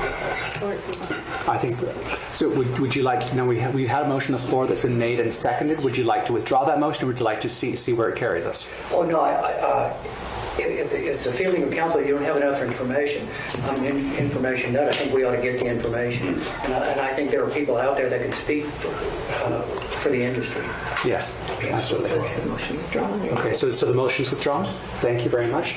Councillor McDonald, would you like to make a motion to recommend to council? I absolutely would. Would it be, do I recommend or ask staff to look into it? Or We can make it as a recommendation to council to find an appropriate industry expert who would come and give the industry's perspective on fin fish. Maybe even the company they were quoting. Right? Perhaps, yeah. Okay, yes, I would like. Thank you, Carolyn. I would like to make that motion. To present it like April. That we ask an industry appropriate. To recommend that municipal council invite an appropriate industry expert to present at April Committee of the Whole. That would be perfect. As usual, you're perfect. The other thing that occurs to me, because we've heard from a group of people who are community activists who I think have done lots of work. We'll hear from somebody industry. And I've got no problem with having people Skype in as opposed to necessarily driving out here. Yeah. I'd also like to hear from an academic. I'd like to hear from somebody who's not committed either as an activist and not committed as industry, but somebody who's just a biologist who works at Cotw or Dalhousie or something like that. Because I'd like to get the middle picture too. We had such a person in this booklet, I believe. Right. What about the gentleman who sent a letter to? Was it the Mr. McNeil? That's right. To the Premier. He presented himself as a balanced student. Yes. Yeah. Well, perhaps. Although he came out and said that he was against. Oh yes, but against fish farming in open waters. Yeah. He thought it could all be done on. Councillor Henry. David again. I'm all for educating ourselves on this, but I can tell you it's not going to happen with a 10-minute presentation. No, it won't. And because it's very complex science, and I'm absolutely overjoyed the amount of good science that's done on both sides of this. But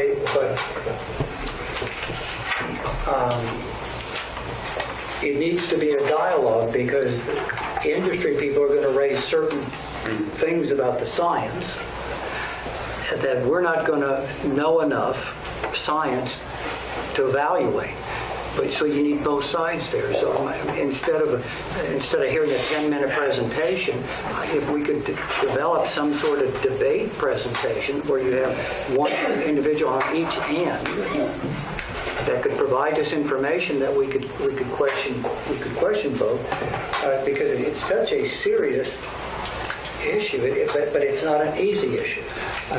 My thinking was a little along the lines of this. We had a very clearly articulated position from a community group in about 10 minutes. We could get a very clearly articulated industry perspective in about 10 minutes.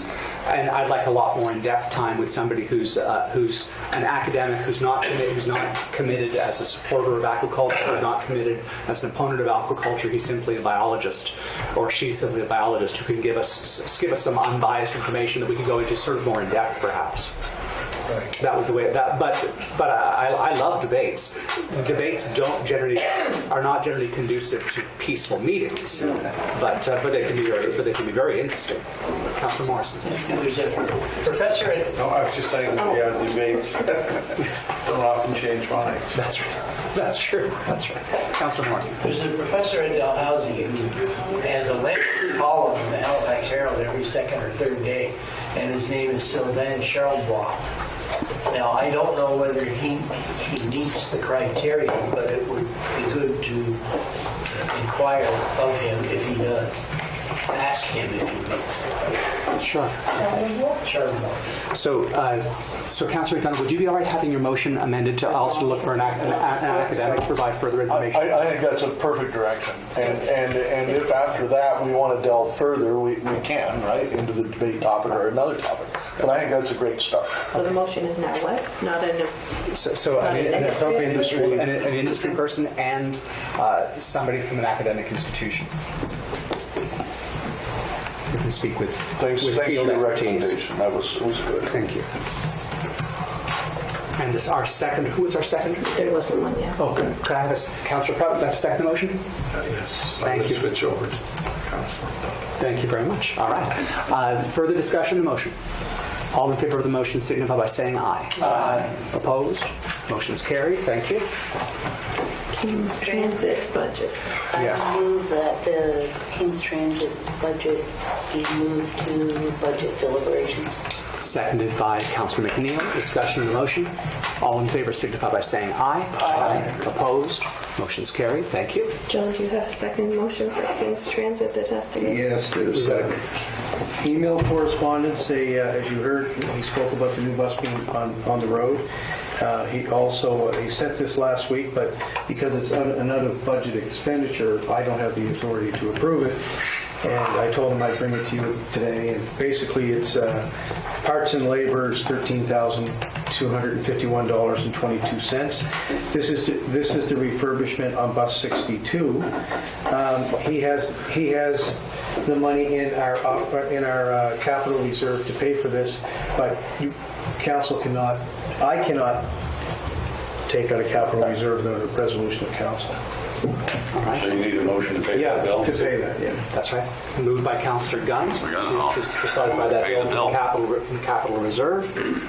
Seconded by Councillor McNeil. Discussion on the motion. Deputy Warden. So that was for the bus that came from Halifax? And that's a really good deal because didn't they give us the bus? That's right. Okay, yes. It cost us $16,000 for a bus. Yeah. All in favor of the motion signify by saying aye. Aye. Opposed? Motion's carried. And we have another. We had a request from, if you know, the Valley Tourism Association. They come in and present every year. We put $10,000 in our economic development budget to support they promote our region as well. If you recall, Judy Rayfuse. They come and present to council every year. So they presented every year. She called and said, not sure if she could make the meeting to present. And it is a budget item, so we would have the ability to fund it anyway. I just wanted to let you know that we have the amount in the budget, and I would like to forward the $10,000 to the Valley Tourism. Is that from last year? No. From this fiscal year? This fiscal year. Okay. All right. All right. So do we need a motion? Not really, because it's a budget item, but I wanted you to be aware of it. All right. That's for 1920 then. Yes. Correct. All right. Thank you for that. But you know what? For the sake of argument, why don't you vote on it? Vote on it anyway. Say it's for 2021. 1920. This year. That's the year we're in, not the next fiscal year. Could I request a motion in that case to provide $10,000 funding for tourism funding for this year? As budgeted. As budgeted.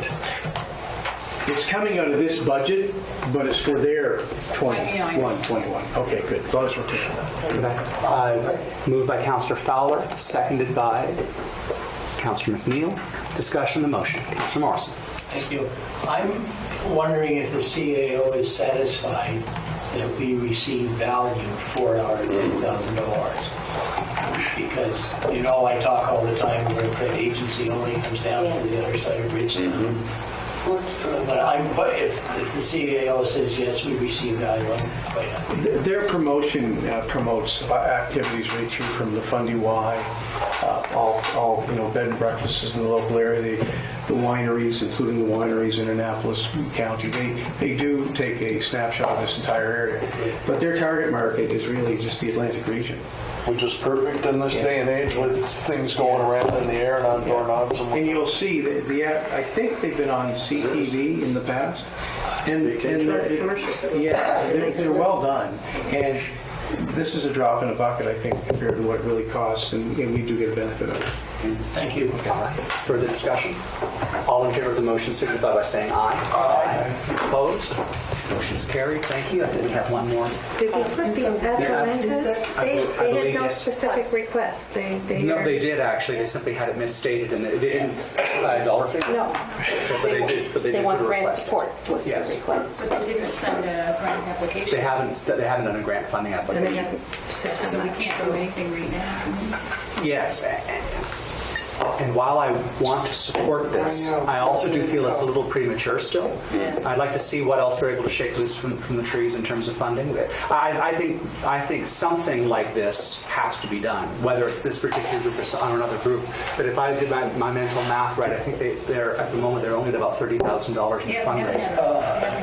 Is that correct? Is that not correct? I was adding up as he was talking, but in his information, He says they're approaching 100,000. Oh. I suppose you could call 30 approaching 100,000. I think, but I got the impression that they were much closer to 100,000. They had been including the land, the price of the land. No. No, it wasn't? You sure? I believe they were raffling. I think they were raffling off a sports car last year at one point as a fundraiser, and that would have generated a significant return, I would think. Would council like to have that referred to our budgetary discussions? All right. We'll need more information. But we'll need more information from them. He wanted to talk to you. Yes, he did. Moved by the Deputy Warden, seconded by Councillor McNeil to forward to our budgetary discussions pending the receipt of further information. All right. All in favor of the motion signify by saying aye. Aye. Opposed? Motion's carried. Thank you. Does that take us to the Ground search and rescue. Oh, ground search and rescue as well. And that again, I think that's already been moved to send it to report. I think that was done right at the time to refer to our budgetary deliberations. Okay. Okay. Okay. So is that I think that's all of our. I'm going to add something if you don't mind. I won't be here next week. I have to go to Alberta. Oh, so all right. You'll have to excuse me at some point. Absolutely. And I'll be asking for excuse for that. Okay. So I'll let you know. Thank you for Councillor Gunn. Could we have a motion to go in camera under the MGA section 22 A and E? Moved by Councillor McNeil, seconded by Councillor LeBlanc. Discussion. All in favor of the motion signify by saying aye. Aye. Opposed? Motion's carried. Thank you very much. Hello, everybody. I'd like to welcome you back to the open portion of the whole meeting for March of 2020. We have concluded our business for the day, and I will declare the meeting adjourned.